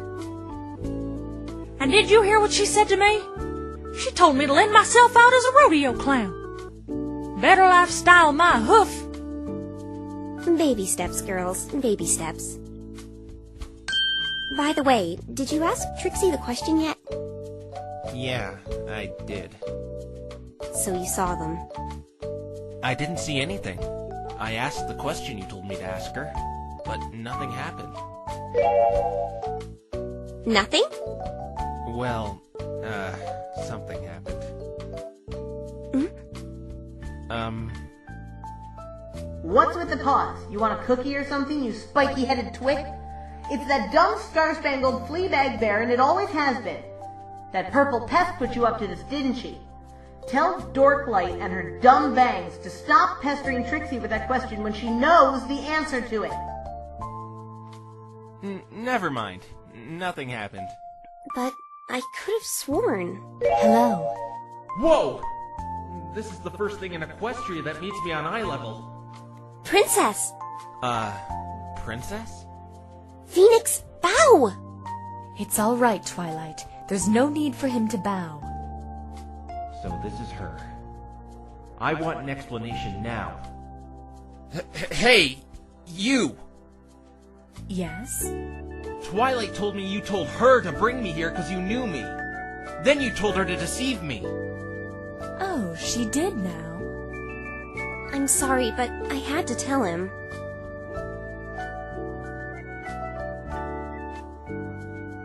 I understand.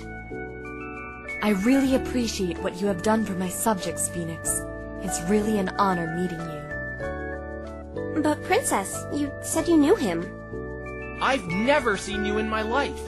And you couldn't have watched any of my trials. You're not exactly inconspicuous. Why I'm here, though, is to deliver your payment. I'd rather deliver it personally, as something seems to be wrong with the mail in Ponyville. I sent out a letter a few days ago, and only yesterday did the recipient get it. I wonder what happened.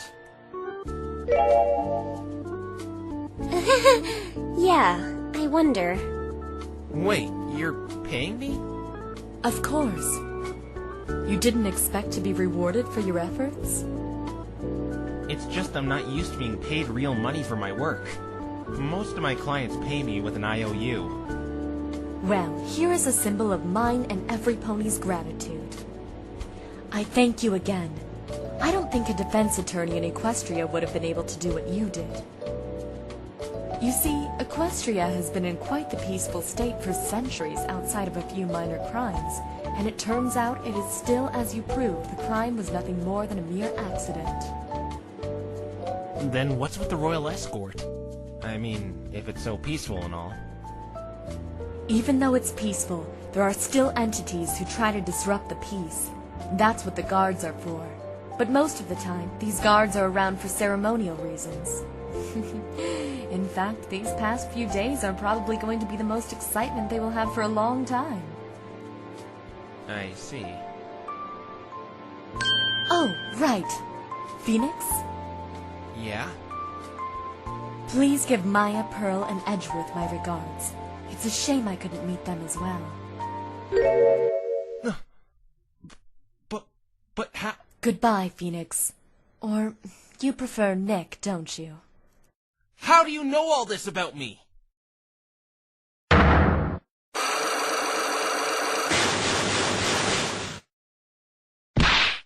Ah! Well, I must be off now. Twilight, did you see that? See what? There were psyche locks all over your princess. There were? Must have worn off then. Worn off?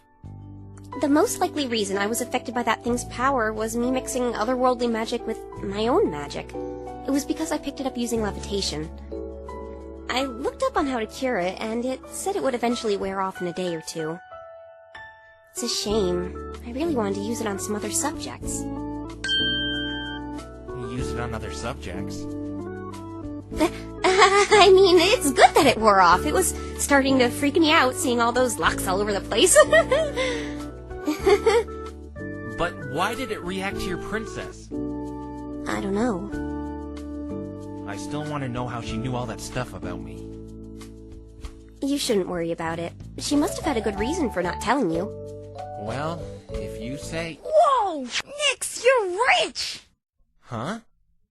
The princess gave you a huge haul! There has to be at least 50,000... No! 70,000 in here! 70,000?! Congratulations, Phoenix. You really earned it. You flatter me. I don't think I deserve all this money. But I'll gladly accept it. Sports car, here I come, baby!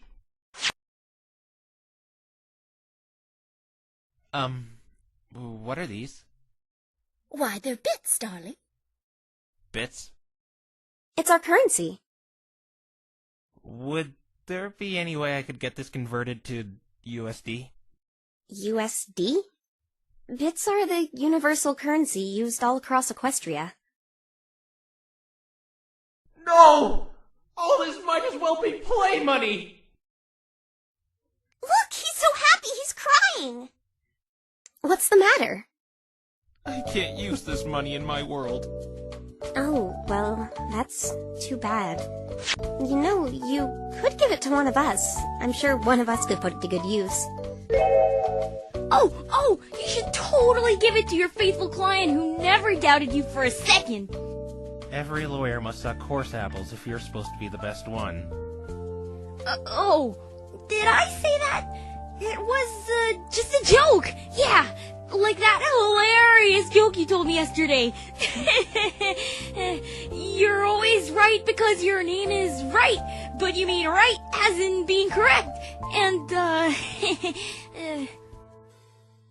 Really now, I'm sure Mr. Right will give that generous sum of riches to somebody who generously fixed his suit.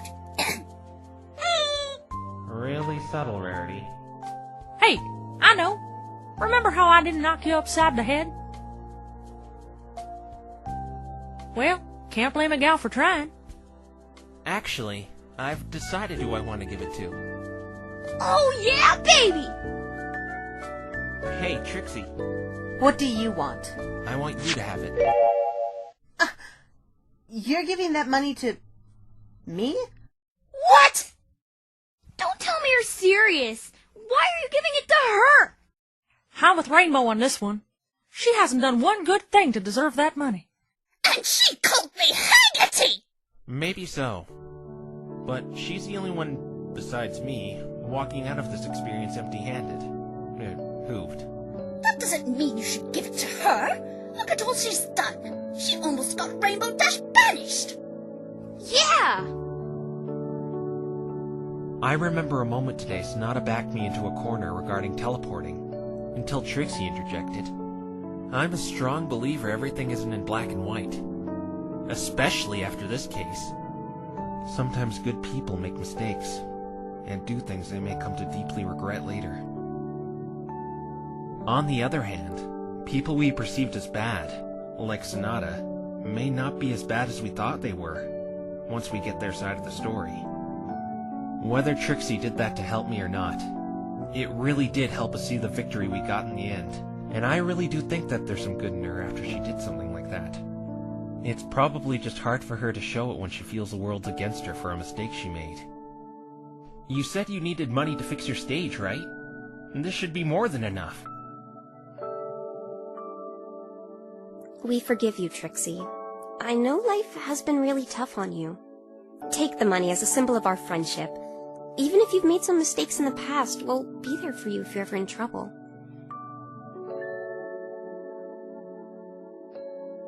Well, I sure as heck won't. Rainbow!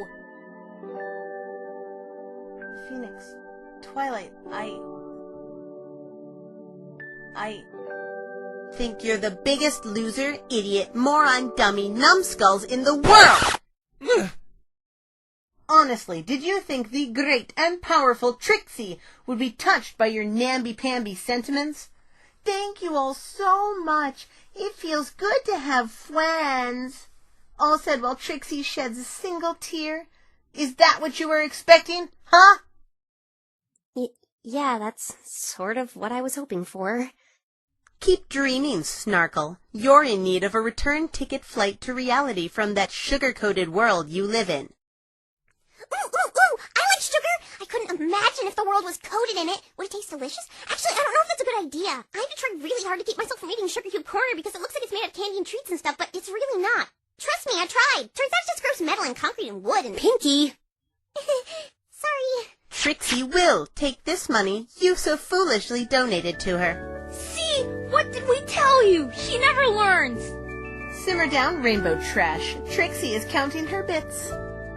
Call me Rainbow Trash one more time. I dare you. We're not in court anymore. Nothing is stopping me from turning you red, black, and blue. Actually, you only turn her black and red, Rainbow Dash. She's already blue. Oh, you don't like the name Trixie has graciously bestowed upon you? How about Lambo Dash? That really was a good one. Hey, let's merge the two. Lambo Trash. It's perfect, just like Trixie. Okay, that's it.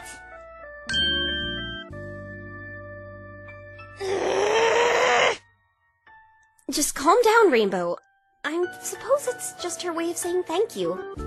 An obnoxious, stuck-up way of saying it, if you ask me. Whatever. I still can't believe you gave all that to her. What a waste. I'm sure deep down in her heart she really is thankful. Even if she doesn't show it. I was really hoping she'd show some sliver of gratitude after that. Guess you can't win them all. Hey! Let's take a picture to commemorate. Who has a camera? I do. But I used the last of the film during the investigation. None of you have one? I have one, but it's all the way back at home. I can go get it if you want. I'm sure we can wait.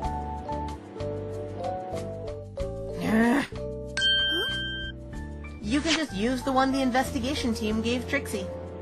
Oh, thank you. That's very kind of you. I just take the super camera. Okay. Alright, every pony. Say cheese! Say cheese? How old are you, Snarkle? 4? Oh, well, It is a little cliché. I have to agree. Saying cheese is a little, well, cheesy. Yeah, Twilight. You did sound kind of lame. Alright, I get it. Sheesh. What do you suggest we say then? And Spike, when did you get here? I was here the whole... I know exactly what we should say. It came to mind when I was sewing up Mr. Wright's suit yesterday. Oh, that. I know what you're talking about. I've been totally dying to say this for a while now. I got to say it once. It felt great. The great and powerful Trixie doesn't see anything special about it. But if we must... So if I follow y'all correctly, we're gonna yell, congestion, right? No, AJ, it's... Oh, okay. Gotcha, Twi. This is going to be so fun. I like saying funny words. Get ready. 3, 2, 1. Objection!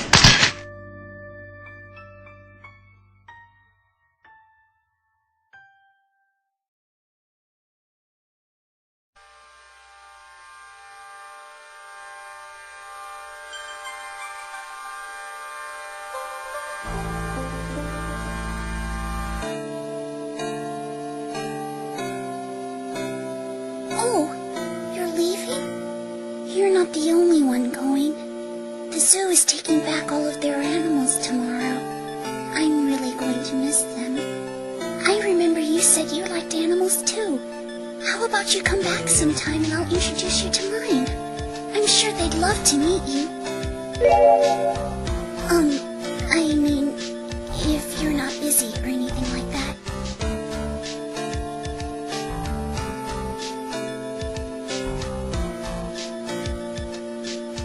I can't believe it's over already. Hey, maybe there's a sequel in the works. Justice for every pony. No, my little investigators. Oh, I got it. Phoenix Wright, Ace Attorney, The Revenge of Wagner. It's going to be super duper hungo-mongo fun. I call top billing.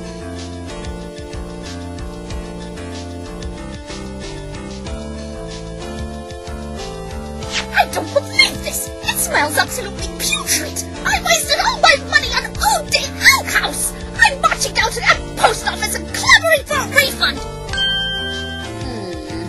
On the other hand, I ought to learn to do more research next time before making such a big purchase like that.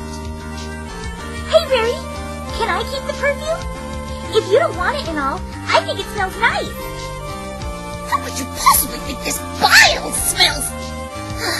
Fine, if it makes you happy, keep it.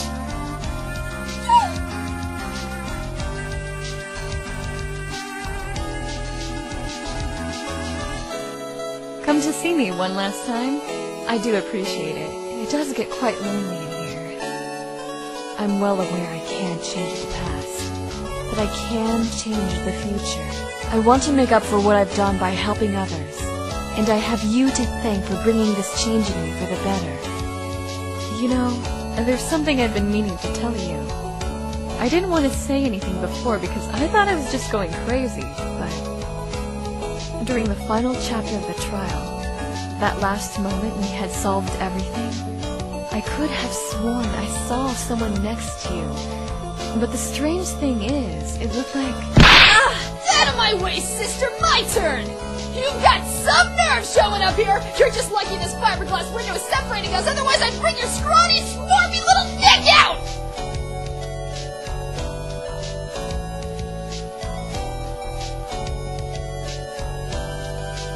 The race was called off because of what happened. But guess what? The three of us are gonna hold an unofficial one. It's not fair that you lost your opportunity to go against the big leagues because of all this. And no more holding back this time, right, Cruz? No, not anymore. That heavy burden is long gone now. By the way, I thank you for not pressing any charges against me. After what I did to you, I feel absolutely awful about it. It's not your fault. All three of us were victims of the same thing. Yeah. Besides, I'm sure he forgives you. He's really nice like that. He plays with baby toys in public and everything. Thank you. Please, tell Twilight I wanted to thank her for knocking some sense into me as well. Let's stop this moping and get this show on the road. Ready? Set? Go!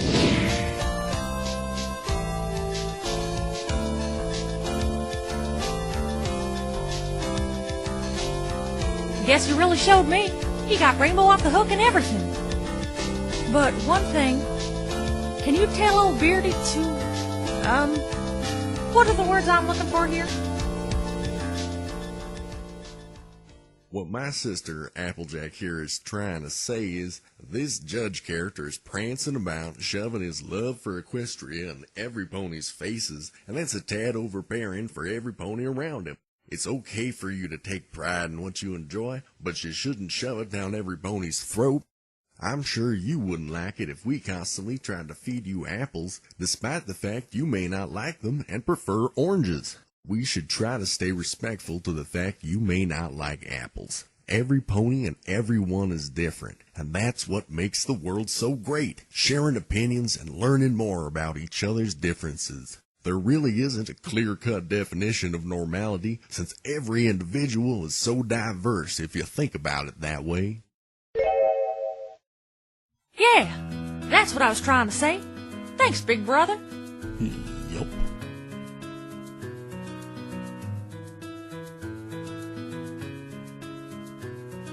I'm still grounded. Consider yourself lucky. I got grounded and I have to do lousy community service for skipping school. I mean, what gives? I provided crucial evidence. They should be throwing a parade in my honor. No, I provided crucial evidence while helping Twilight. All you found was a bunch of useless junk. Ugh. Well, if I'd had a whole day off school like some pony, I would have found evidence 10 times better than said some pony. Stop it, girls. I believe you have something to do right now. Scootaloo? But mowing old Pony Jenkins' lawn is so boring. I guess you should have thought of that before you decided to skip school. Haha. And Apple Bloom, since you missed a whole day of school the other day, I think it's only fair you help her out with her community service to make up for it. What? Do I have to help them, Miss Cheerilee? No, Sweetie Belle, you don't. In fact, it sure is a scorcher today, isn't it? We're staying out of trouble. How about we go to Sugar Cube Corner for a bowl of ice cream today? My treat. Yay! Ice cream!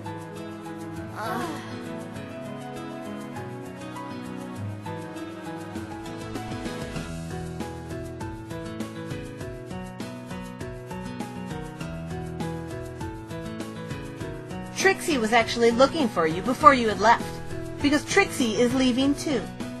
Oh no, not to say goodbye or anything. You take all this stupid evidence. Trixie doesn't want it. Keep it all as a souvenir for all Trixie cares. Trixie is leaving Ponyville as well and wishes to purge her mind of this backwater hick town. Nothing but bad memories here. So start by taking out this trash, garbage boy.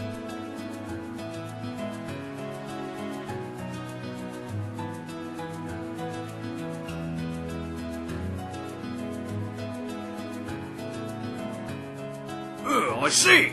So, you're leaving already? I'm going to stay here a bit longer. I was on vacation anyway. Nobody should miss me. I want to watch this summer sun celebration I've been hearing about. Oh, and please, may I ask you to keep all that has transpired here secret? You know, just between you and me. I won't tell anybody if you don't.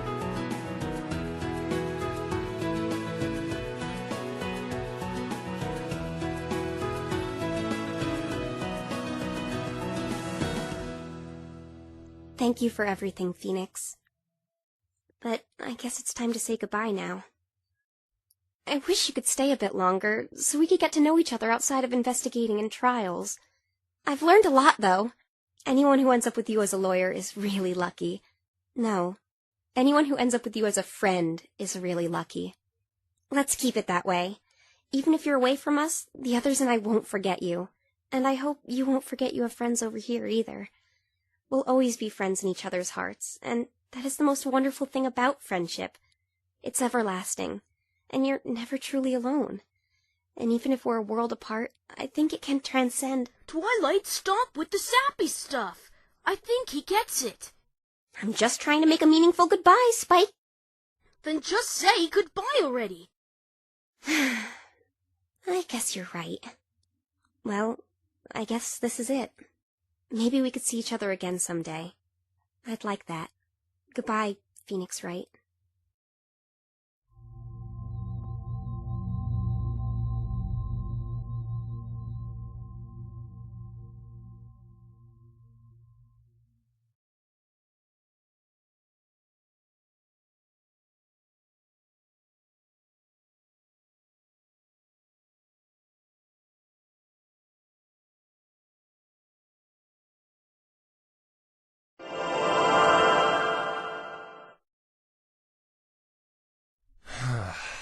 What an ordeal.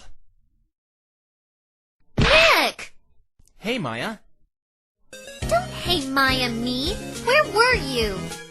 You weren't seeing other women, were you? No, I wasn't seeing other women. Wait, why would that even matter? I'm single. Because your heart belongs to Mystic Maya. She's your special somebody. Pearl? Yes, right. I demand an explanation. Edgeworth? What are you doing here? Oh, no, you don't. Don't try to change the subject. You've been missing for almost 2 days. You wouldn't answer your phone or anything. If you must know, this girl pestered me to the brink to help search for you. He caved in once I told him you might be in trouble. Aw, were you worried about me, Edgeworth? Now, I didn't. This girl was simply dragging me around town against my will, trying to find you. Nothing more. Where were you? Well, let's just say I was out of town. By the way, your slogan for the office. It attracted a lot of business, didn't it? No, just telemarketers. That's because you probably said it like an old man. You need to put some oomph into it, like this. Right in company office, defending you like it's nothing, baby. Old man? I'm still in my 20s. This is why I work alone. You're changing the subject again. Fess up. Where have you been the last... Huh? What's that in your pocket? Huh? Yoink! Hey, no, don't open that! Aha! This must be evidence as to where you really were. This better not be money from your sugar mama, Mr. Nick. No, Maya, you don't understand! Just please don't open that! You're busted, Nick. Let's see what you've really been up to.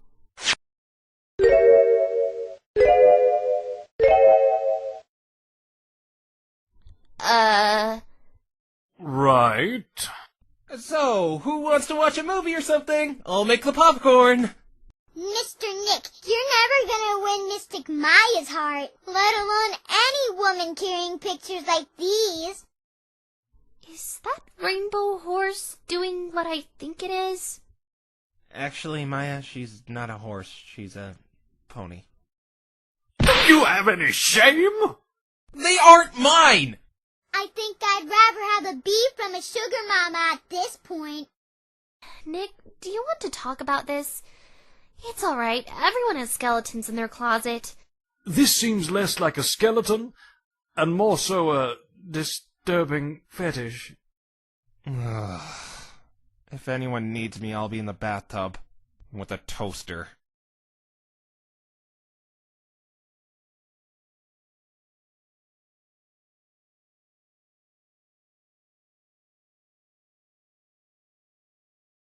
I can't believe I forgot to leave all the evidence I found there!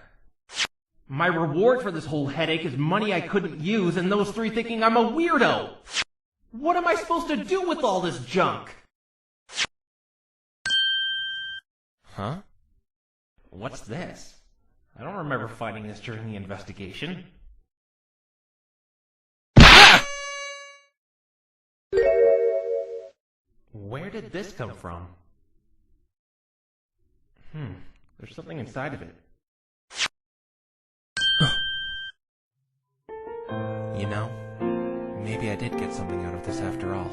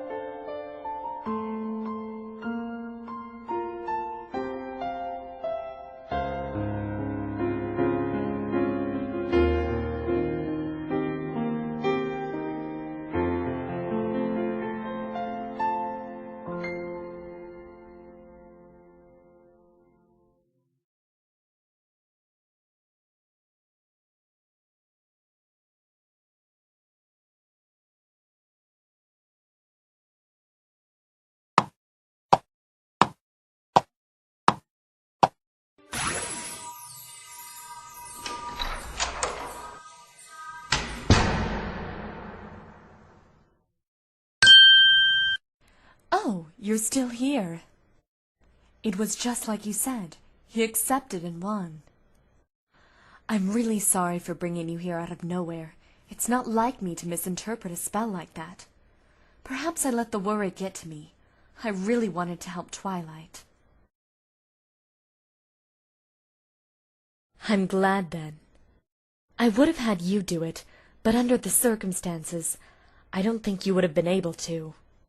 He might not have been the greatest defense attorney, but he still did magnificently defending one of my subjects. I respected your wishes and didn't say a word. I did have a little fun with him before I left, though. You don't mind, right?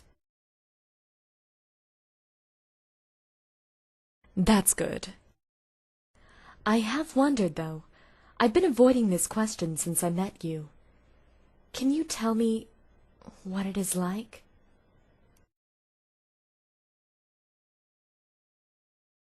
It's boring? Oh, that was a joke.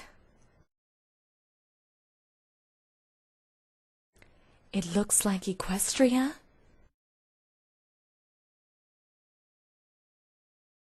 I guess I shouldn't envy you then. Maybe, just maybe, it's a little closer than I thought. Well, I think you should be going now. He already left a while ago.